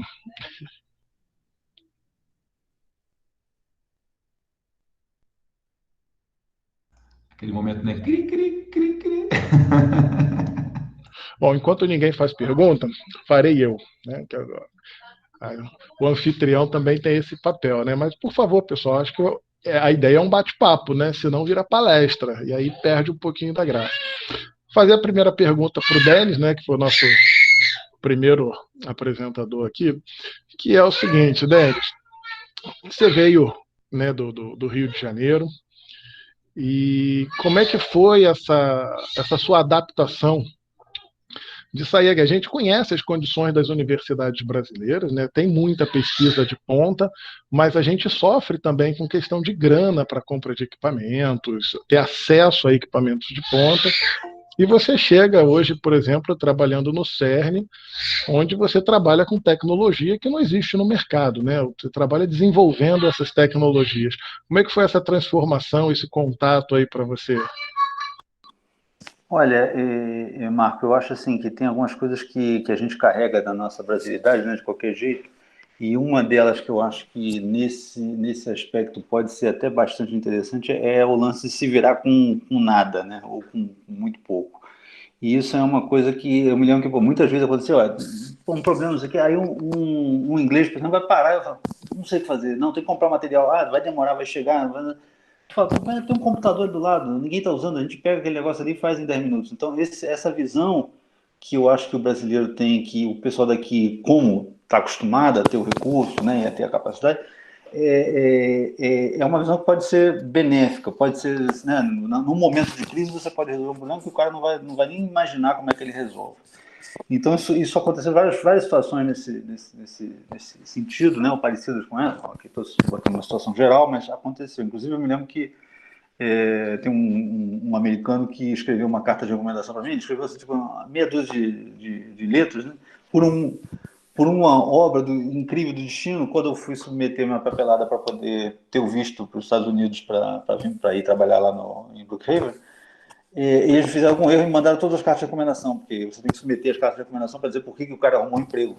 E o consulado me mandou as cartas de recomendação, então eu recebi e fiquei sabendo o que os caras falaram de mim. Foi positivo. Mas um dos caras escreveu assim, tipo, porra, o cara se resolve a porra do negócio muito fácil, não sei o que, demonstrando. E isso é uma coisa que é claramente da brasilidade, entendeu? Da gente. Por outro lado, é verdade que é um tremendo impacto. Eu passei aqui, né, principalmente no meu... Porque quando eu voltei do período que eu fiz aqui o sanduíche, o que acontece? Eu entrei aqui no final do governo FHC, e que, bom, sem querer entrar no detalhe da política, mas, pô, foi um governo que foram 8 anos que ninguém foi contratado na universidade pública, foi um achatamento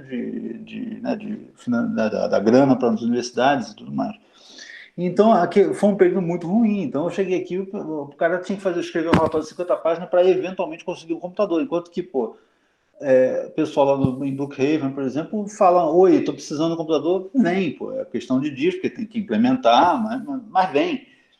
Então, é um aspecto bastante assim, complicado, você voltar para essa realidade do Brasil que foi difícil. Então, essa questão de material é sempre dura. Depois eu fui para os Estados Unidos, né, e aí nos Estados Unidos tem os seus momentos, né? Também teve um achatamento grande em termos de grana, porque eu peguei o final do governo, peguei o segundo governo Bush, né? E que, pô, o negócio tava... Quando no Brasil as coisas, né, na universidade estavam melhorando, eu estava lá aturando Bush. E depois veio o Obama, que pegou uma roubada, né? E aquela final da guerra. Então, em termos de material, foi limitado, mas ainda assim muito melhor, claro, em comparação com o Brasil. Não teve muito menos esse problema de recursos. Infelizmente, bom, agora aqui no CERN mesmo, se eu falar daqui, a gente tem...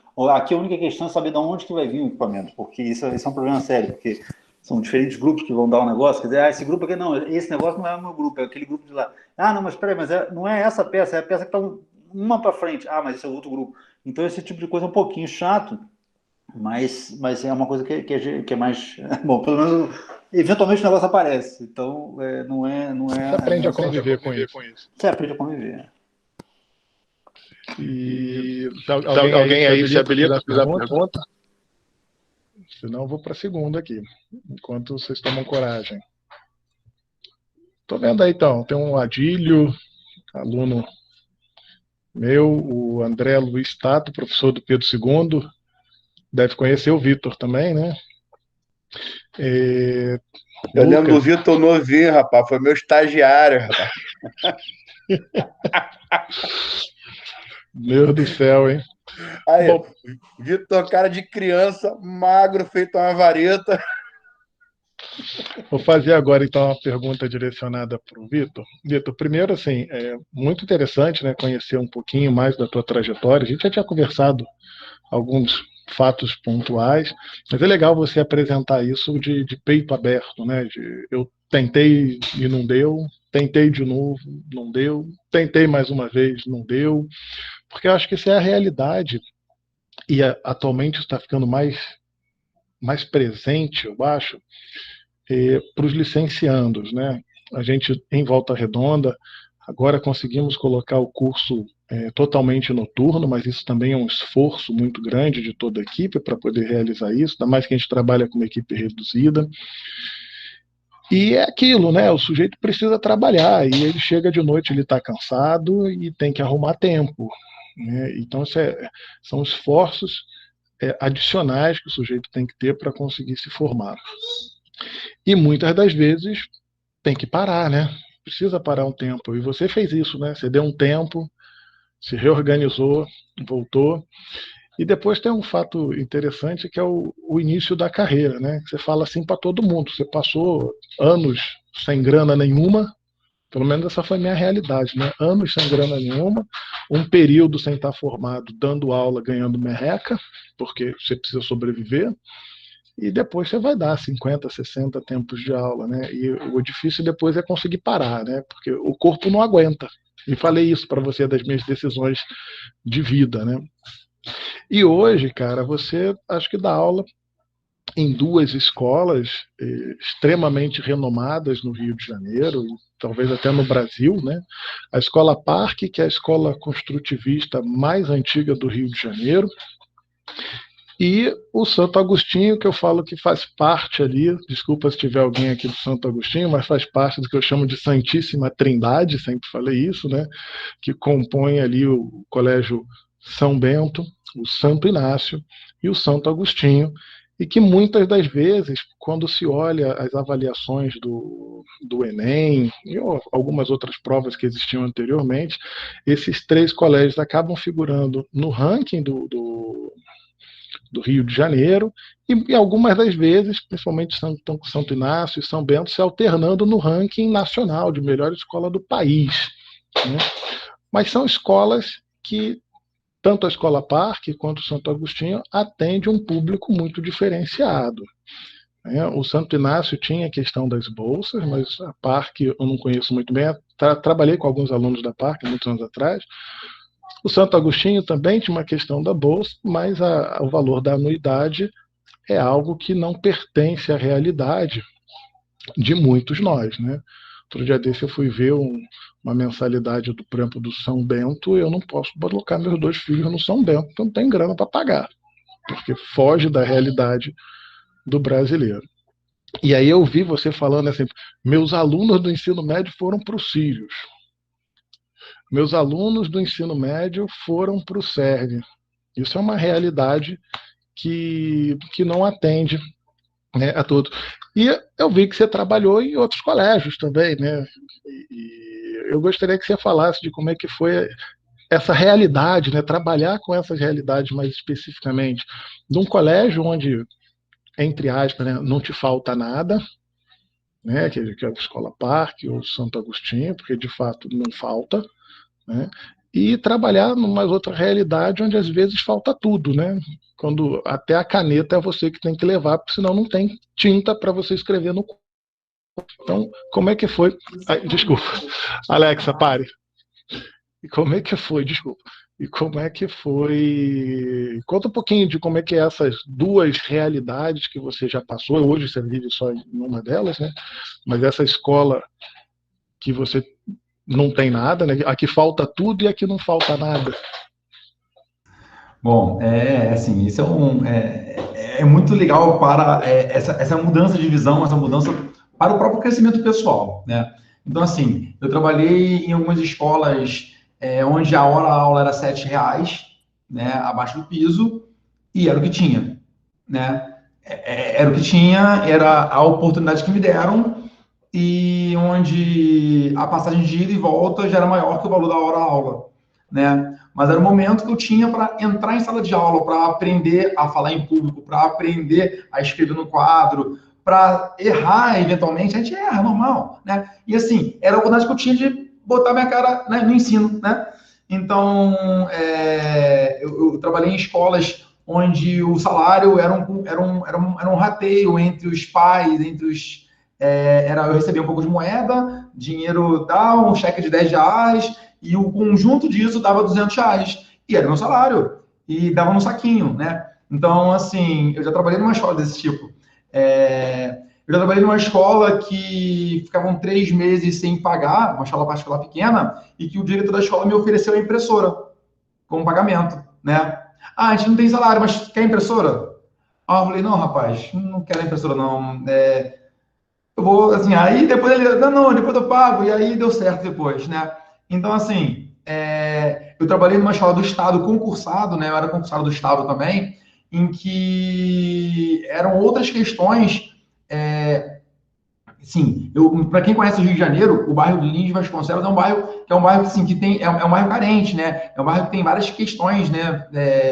Então, assim, eu cresci numa realidade que era uma certa dificuldade, né? Financeira. E aí eu trabalhei numa escola em Madureira, em que em agosto eu descobri que os livros didáticos que os alunos teriam direito de ganhar em fevereiro não foram distribuídos, né?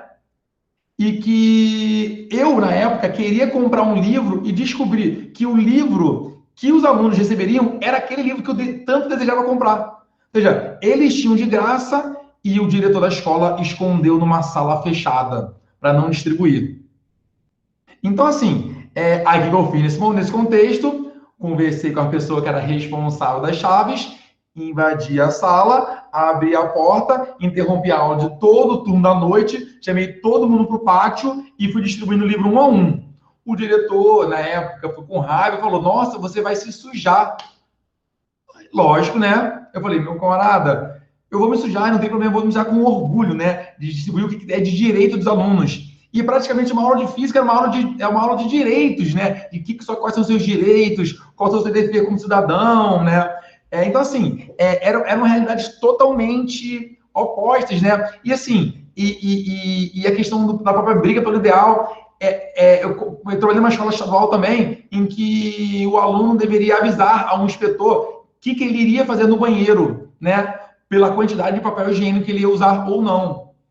Então, assim, e como é que a gente vai avaliar que uma escola, um aluno, ele vai poder pensar no vestibular se ele não sabe nem se ele pode ir ao banheiro? Entendeu? Então, assim, eram realidades totalmente... E eles tinham que lutar não só pelo ensino e mostrar com alguma fala a questão poxa, assim, como na minha vida o estudo foi uma transformação social, financeira, em um conjunto de coisas, que assim, que às vezes o caminho era esse, era estudar, né? Bom, as escolas que eu trabalho hoje em dia, nessa mudança de realidade, não foi de uma hora para outra, foi uma construção, né? onde eu fui entrando numa escola que um professor me chamou para um pré-vestibular, que me chamou para uma outra, e foi um processo contínuo, né? Hoje em dia, as escolas que eu trabalho são em 2 bairros do Rio de Janeiro, que um é o Leblon e outro é a Gávea, né, e outra Barra da Tijuca, que, para quem conhece o Rio de Janeiro, são bairros que são com poder aquisitivo alto. Essas escolas, por exemplo, a própria Escola Parque, ela tem bolsas para alunos que vêm de escolas municipais. Todo ano entram 15 alunos de escolas municipais selecionados para estudar com tudo integralmente, né? E é muito bacana isso também, né? Ou seja, em todas as turmas tem alunos, tanto os que têm a condição financeira de poder pagar, quanto os que não têm condições com uma certa seleção. Há interesse de aumentar essas possibilidades? Sim. O próprio Colégio Santo Agostinho também é uma outra escola que também tem algumas bolsas. Então, assim, tem essas questões, tem essas diferenças. É uma escola que, na escola do Estado, eu pagava um ônibus para levar o pessoal no Museu de Ciências, né? A escola não bancava, eu ia lá, alugava um ônibus com meu dinheiro, né? E todo mundo ia para o museu lá em Niterói, que é a Casa da Descoberta, né? Que é o museu da UF, né? Então, assim, e eu falava para os alunos que era a escola que pagava, eu mentia para os alunos na época, né? E assim, aí um ou outro professor sabia disso e aí queria passar a dividir comigo um ônibus. Entre outras escolas, sim, então o que eu buscava fazer? O que eu tenho que fazer na minha realidade para tentar mudar a realidade dos alunos? Entender o público-alvo. Se o público-alvo era um público que tinha um problema financeiro, eu ia tentar de alguma maneira. Eu não ia me descapitalizar ao ponto de prejudicar a minha vida pessoal. Mas eu ia poder fazer alguns movimentos que eu pudesse contribuir para uma mudança na carreira do aluno. E aí, nessas mudanças da própria classe social que a escola atende, a gente tenta adaptar, né? Então, por exemplo, nos alunos da escola, das atuais escolas, tanto da Escola Parque quanto do Santo Agostinho, quando a gente realiza alguma atividade no Rio de Janeiro, lógico, a gente inclui os alunos que não podem pagar, e a escola paga, a gente briga por eles, né? A escola financia. Tinha um interesse em 2020 de realizar, nessa visita ao CERN, né, que a gente faz, uma gratuidade para o CERN, né? Para um aluno desses bolsistas. Então, era um interesse que a própria direção estava se movimentando. Mas assim, veio a pandemia, né? Mas quando voltar presencial, nós temos interesse tanto dos alunos que têm essa oportunidade de poder pagar, né? Quanto de dar alguma oportunidade ao aluno que é bolsista. Então, assim, são diferentes realidades, totalmente, né? Totalmente. A gente consegue realizar uma viagem para São Paulo, para Campinas, no caso, né? Especificamente, para o CERN, com um público bem específico. A gente sabe disso. Mas também, nesse público específico, temos alunos que, por exemplo, que não têm uma condição muito boa, porém eles fazem um rateio familiar, né? Tem histórias que pediu dinheiro durante 2 anos, 1 ano, para a avó, para a mãe, vendeu coisa na escola, vendeu docinho, e foi juntando dinheiro, e foi com dinheiro contadinho para a viagem, né? Então, assim, não é só o aluno que tem muita condição financeira, tem os alunos que têm uma condição financeira mediana, então, assim, que também conseguiram, porque era uma oportunidade. Então, assim, tem de todo tipo, né? Tem de todos os tipos. Mas, assim, foi uma mudança que eu vejo como professor, que independente de onde eu estiver, agora, no meu atual momento, eu estou nessas escolas que são escolas que têm uma classe social bem específica. Mas se eu estiver, num outro momento, em outras escolas, o que eu posso fazer como professor para tentar transformar a vida do meu aluno, né? Nem que seja uma visita pequena, ou fazer uma experiência em sala de aula, eu pegava emprestado o projetor de uma escola para levar para outra escola pública, né? Com um aval da direção sem ser oficial. Leve não conta para ninguém, tá? Aí eu chegava na escola do Estado, fazia uma sessão de cinema científico, né? Discutia o filme, ia para o pátio, dava 3 turmas. Então, assim, a gente vai tentando, é uma eterna briga, né? É uma eterna briga, quase uma briga com o sistema o tempo todo, né? Então, assim, é uma mudança que para mim, me fez crescer muito, né? E eu acho que eu tento sempre compartilhar isso para os outros para poder ver que a gente pode tentar, na nossa realidade, fazer alguma mudança, né? Vitor, agora o pessoal começou a escrever aqui. Tem uma pergunta que é para o Denis, feita pelo Francisco Amaral. Francisco, você quer perguntar diretamente ou quer que eu leia? Se eu não falar nada, eu leio. Bom, eu vou ler a pergunta dele aqui, então. Pode ler sim. Tá, tudo bem, então. E aí, Denis? Aí, Vitor?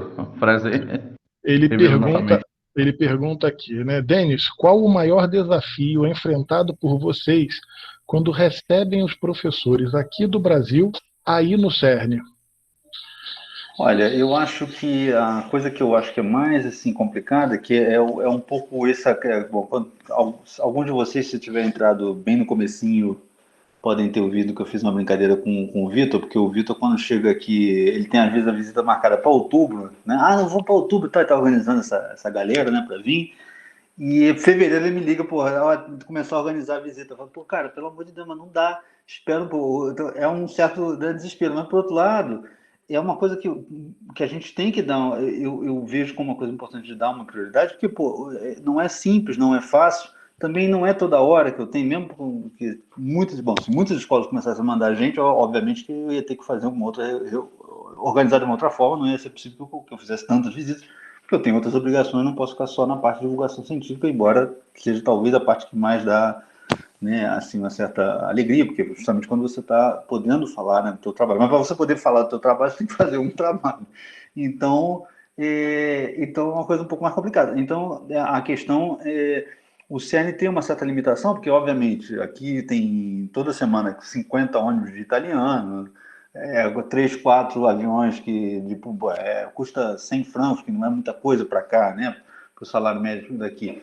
O cara vem de Portugal para cá, o cara vem da Alemanha para cá, então é fácil. O pessoal situar 10 francos são 10 Coca-Cola. Mas você vê,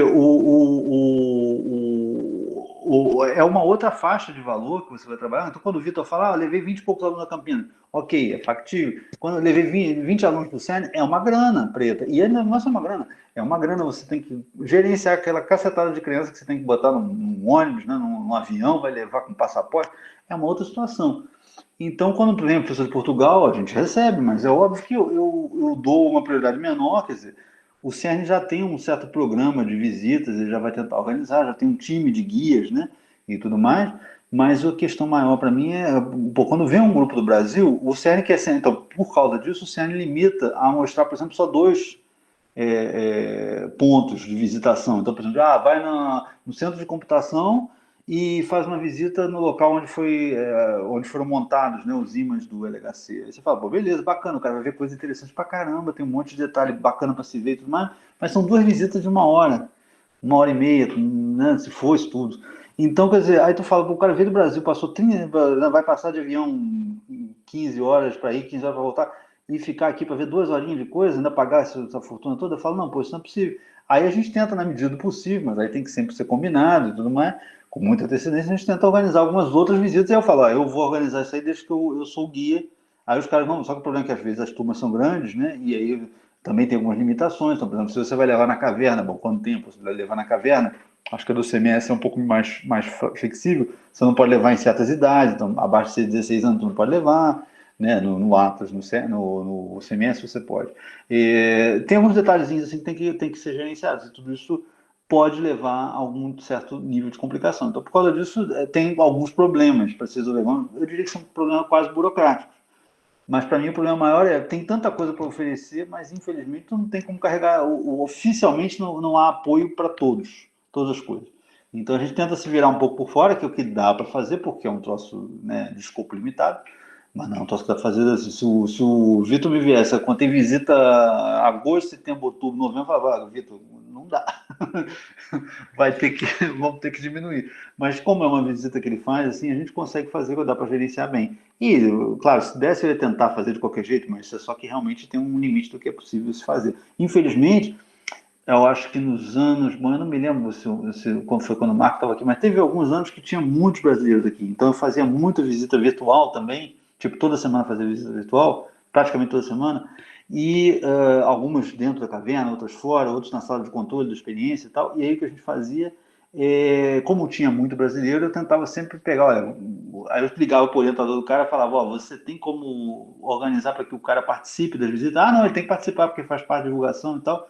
Aí o cara acabava vindo e participava. Aí eu não precisava ir em todas. Então isso aí dava para a gente, claro, aumentar a quantidade de visitas possíveis. Né?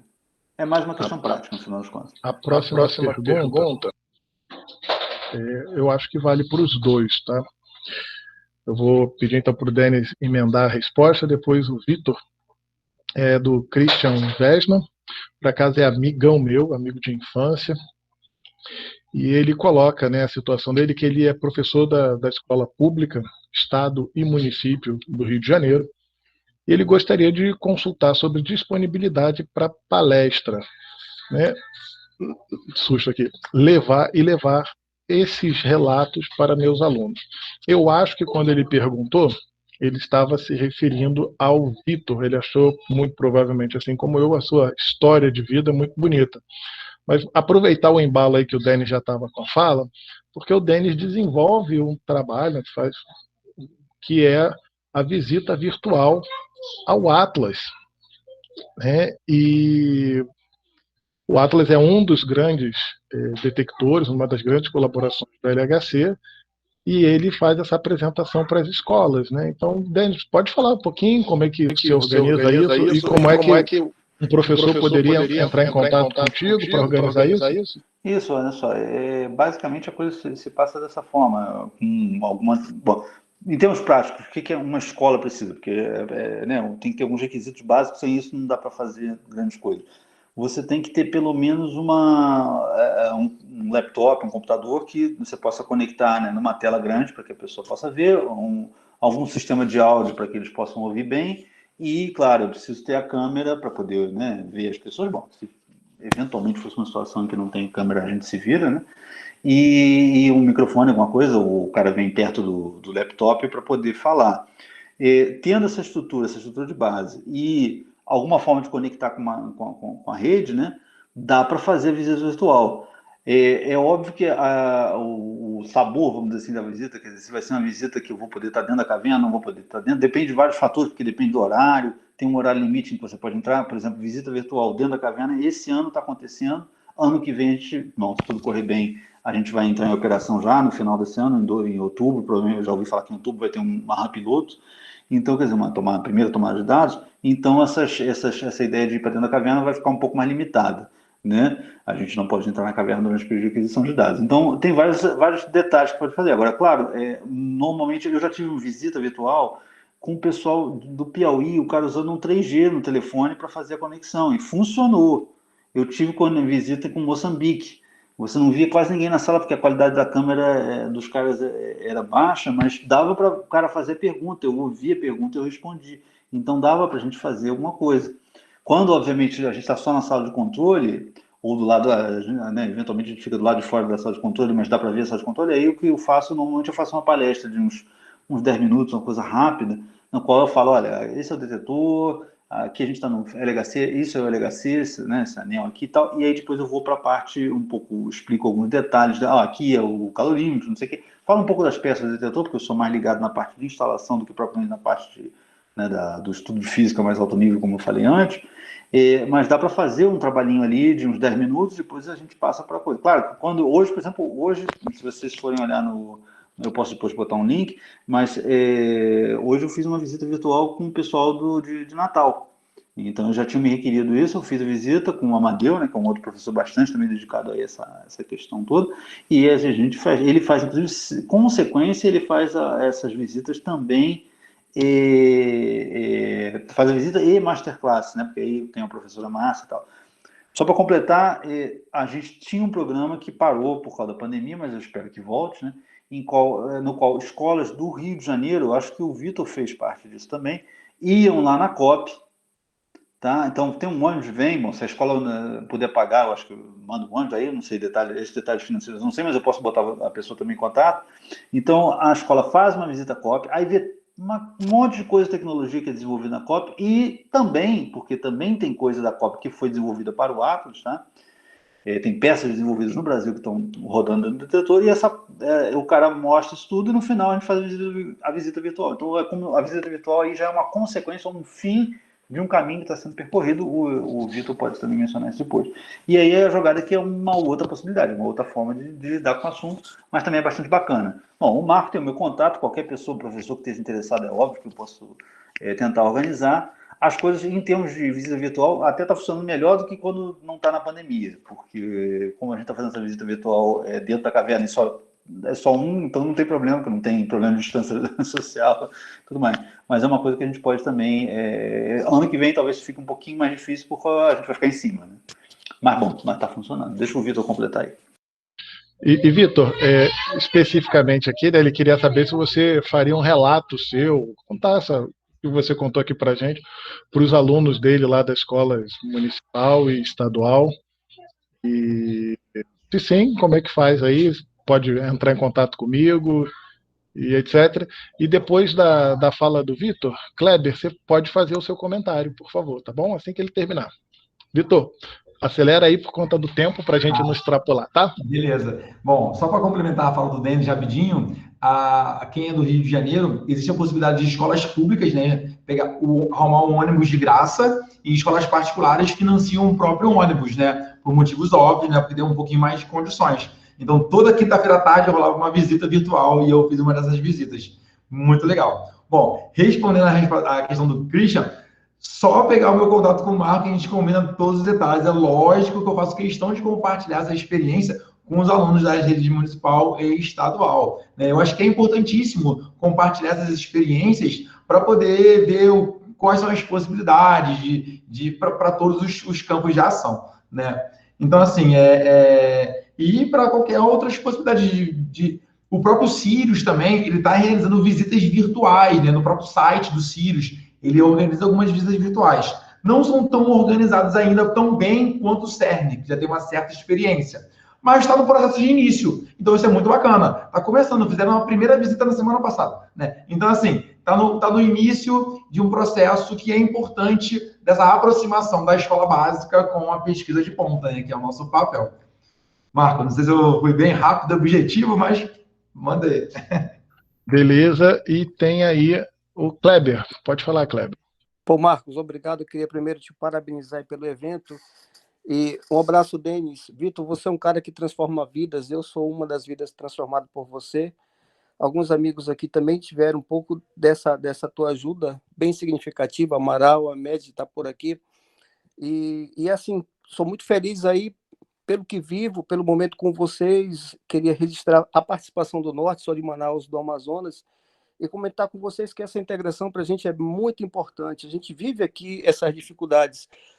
Estava lendo sobre, recentemente, um artigo que falava a respeito da dificuldade de se montar laboratórios para se estudar a física moderna devido ao alto custo e, ao mesmo tempo, se partir para cima de experimentações que possam trazer significação de uma forma bem barata. E pensando nisso, a gente imaginou articulação para vencer a dificuldade que a gente tem aqui com gelo seco. Por exemplo, devido ao gradiente de temperatura, a Peltier é uma coisa que está fora da gente, aqui fora da realidade da gente, a própria mistura do gelo com água e sal, mas assim, ou a reversão com conversor, são coisas que a gente poderia se integrar para conectar, para ligar esse país. E queria sugerir para vocês aí um momento desse tipo aí, para que a gente pudesse fazer essa integração e vocês pudessem nos dar esse apoio. Eu sei que o Denis é muito ligado lá às atividades, né? Queria até perguntar se existe alguma ala lá dentro do CERN, Denis, que faz essa conexão com professores e que dá esse apoio para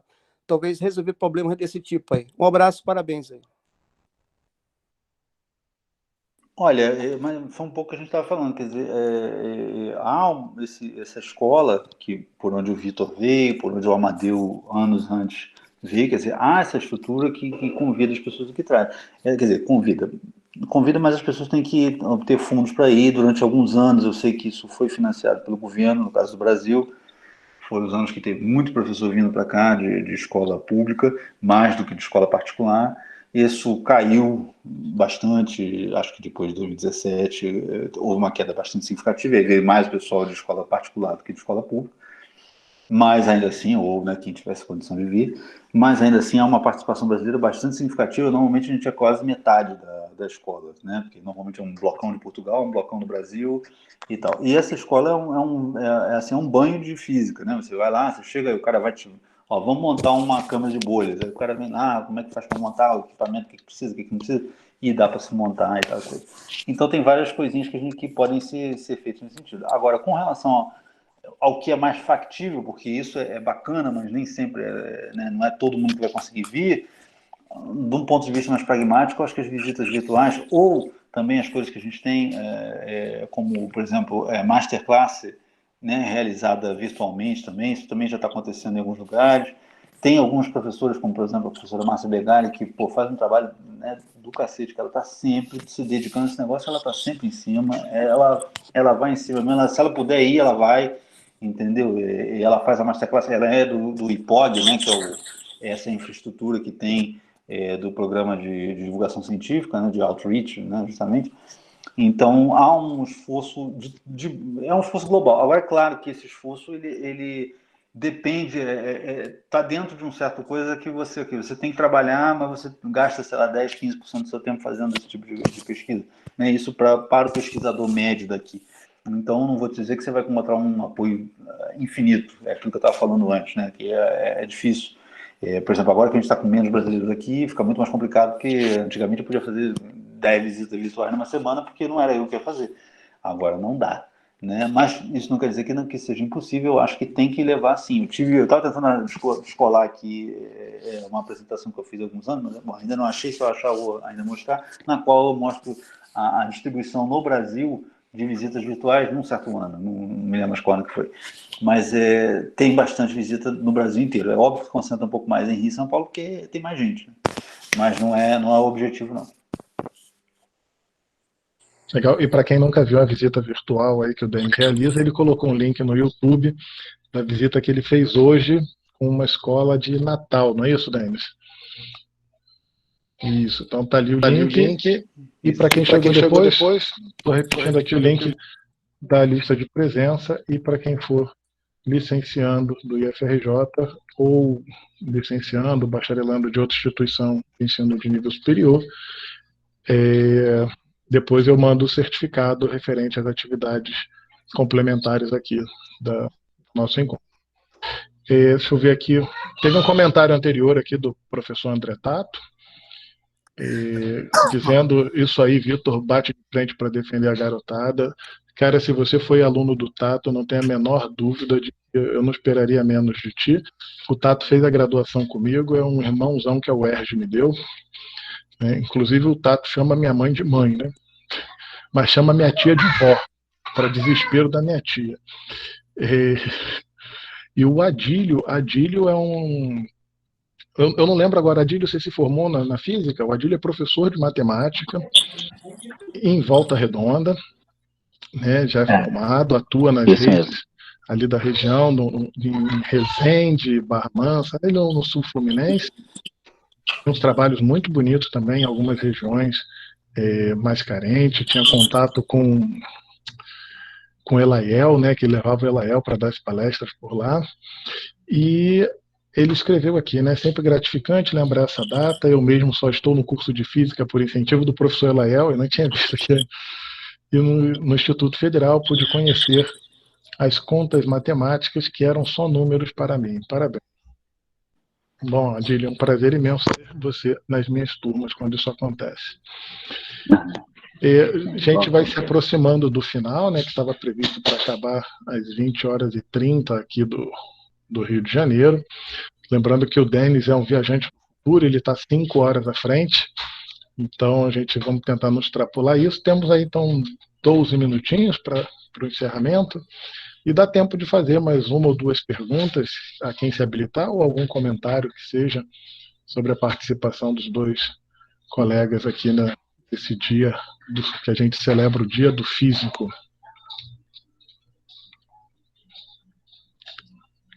Ó, Adílio, tu gosta de falar, Adílio. Abre esse microfone e fala, Adílio. Oi?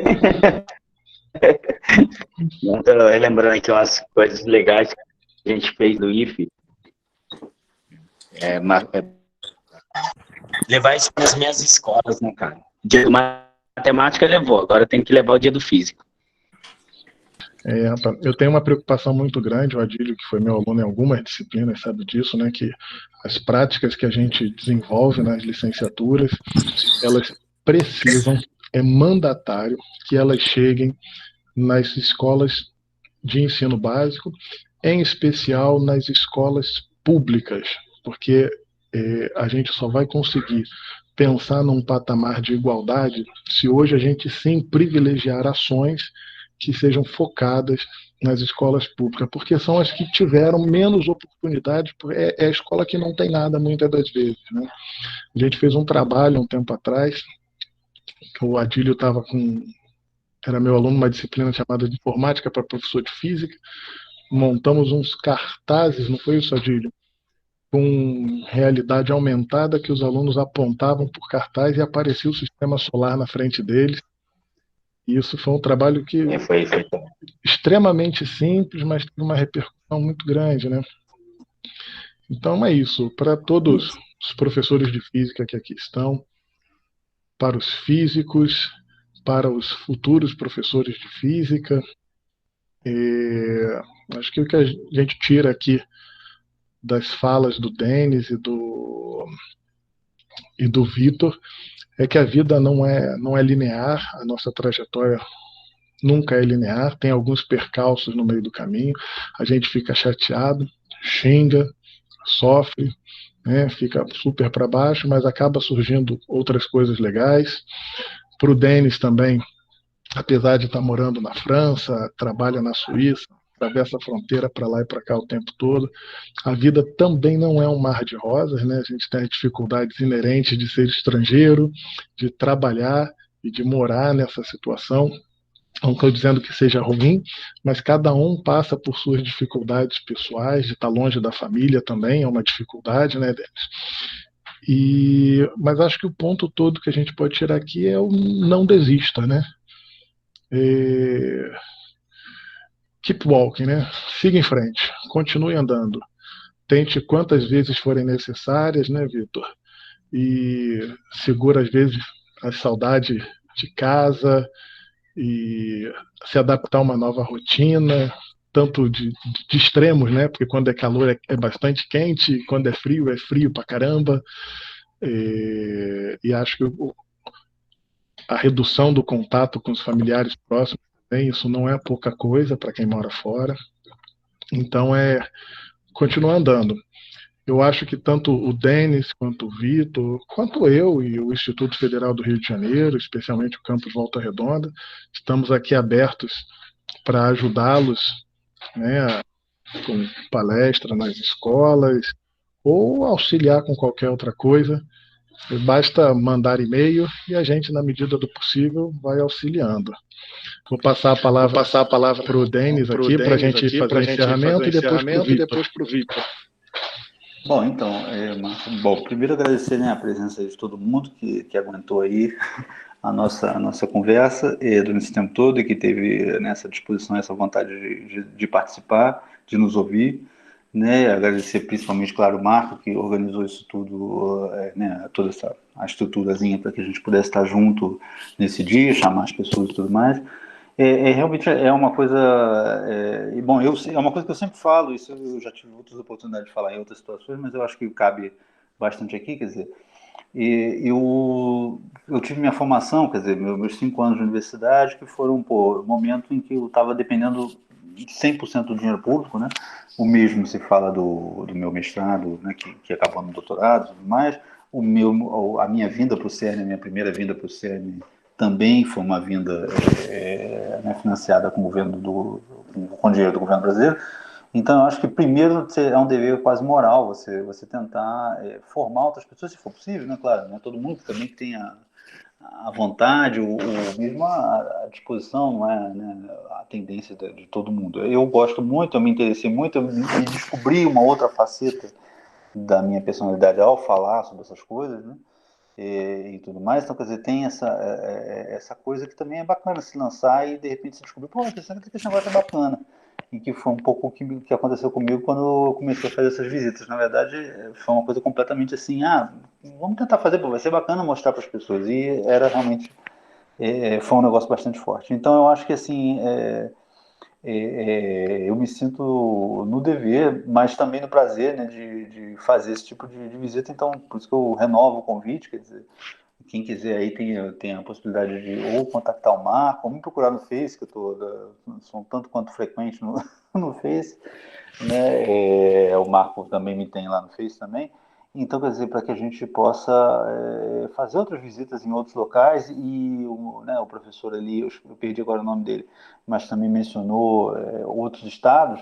Não, é importantíssimo, a gente não tem que ficar fazendo essa centralização do Sudeste, é ruim, não é uma coisa conveniente para o desenvolvimento do país, né? E a gente teve tanto desenvolvimento aí acontecendo, acho que é importante que a gente tente recuperar isso aí tudo. O tempo agora, bom, as coisas são tanto quanto complicadas, porque a gente não sabe exatamente o que vai acontecer, o que não vai acontecer com relação a esse negócio do Covid. Bom, para mencionar, já que você falou negócio de família, já estou uns 2 ou 3 anos sem ter contato direto com os meus familiares, né, por causa dessa história aí, que na hora que começamos a pensar nisso, a fazer uma ida de novo no Brasil, né, depois de tudo aquilo que o Marcos sabe que está acontecendo na minha vida. Então, finalmente, essas coisas não me permitiram ir no Brasil com tanta frequência. Então, acho que a última vez que eu recebi aqui minha mãe e meu pai foi em 2019. Então, faz 2 anos. Então, quer dizer, tem coisas que são complicadas, mas eu acho assim, por outro lado, a gente pode manter, hoje em dia a gente tem a facilidade de poder fazer esse mesmo tipo de comunicação com eles, né, que é o que eu tento fazer, ainda mais nessa pandemia, segurar os coroas em casa, querendo sair o tempo todo, não é mole, né?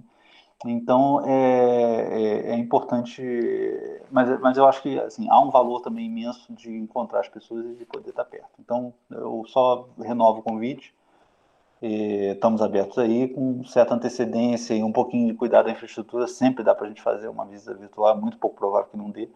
E, bom, espero que mesmo os formandos aí, ou alunos, possam ter essa oportunidade logo, logo.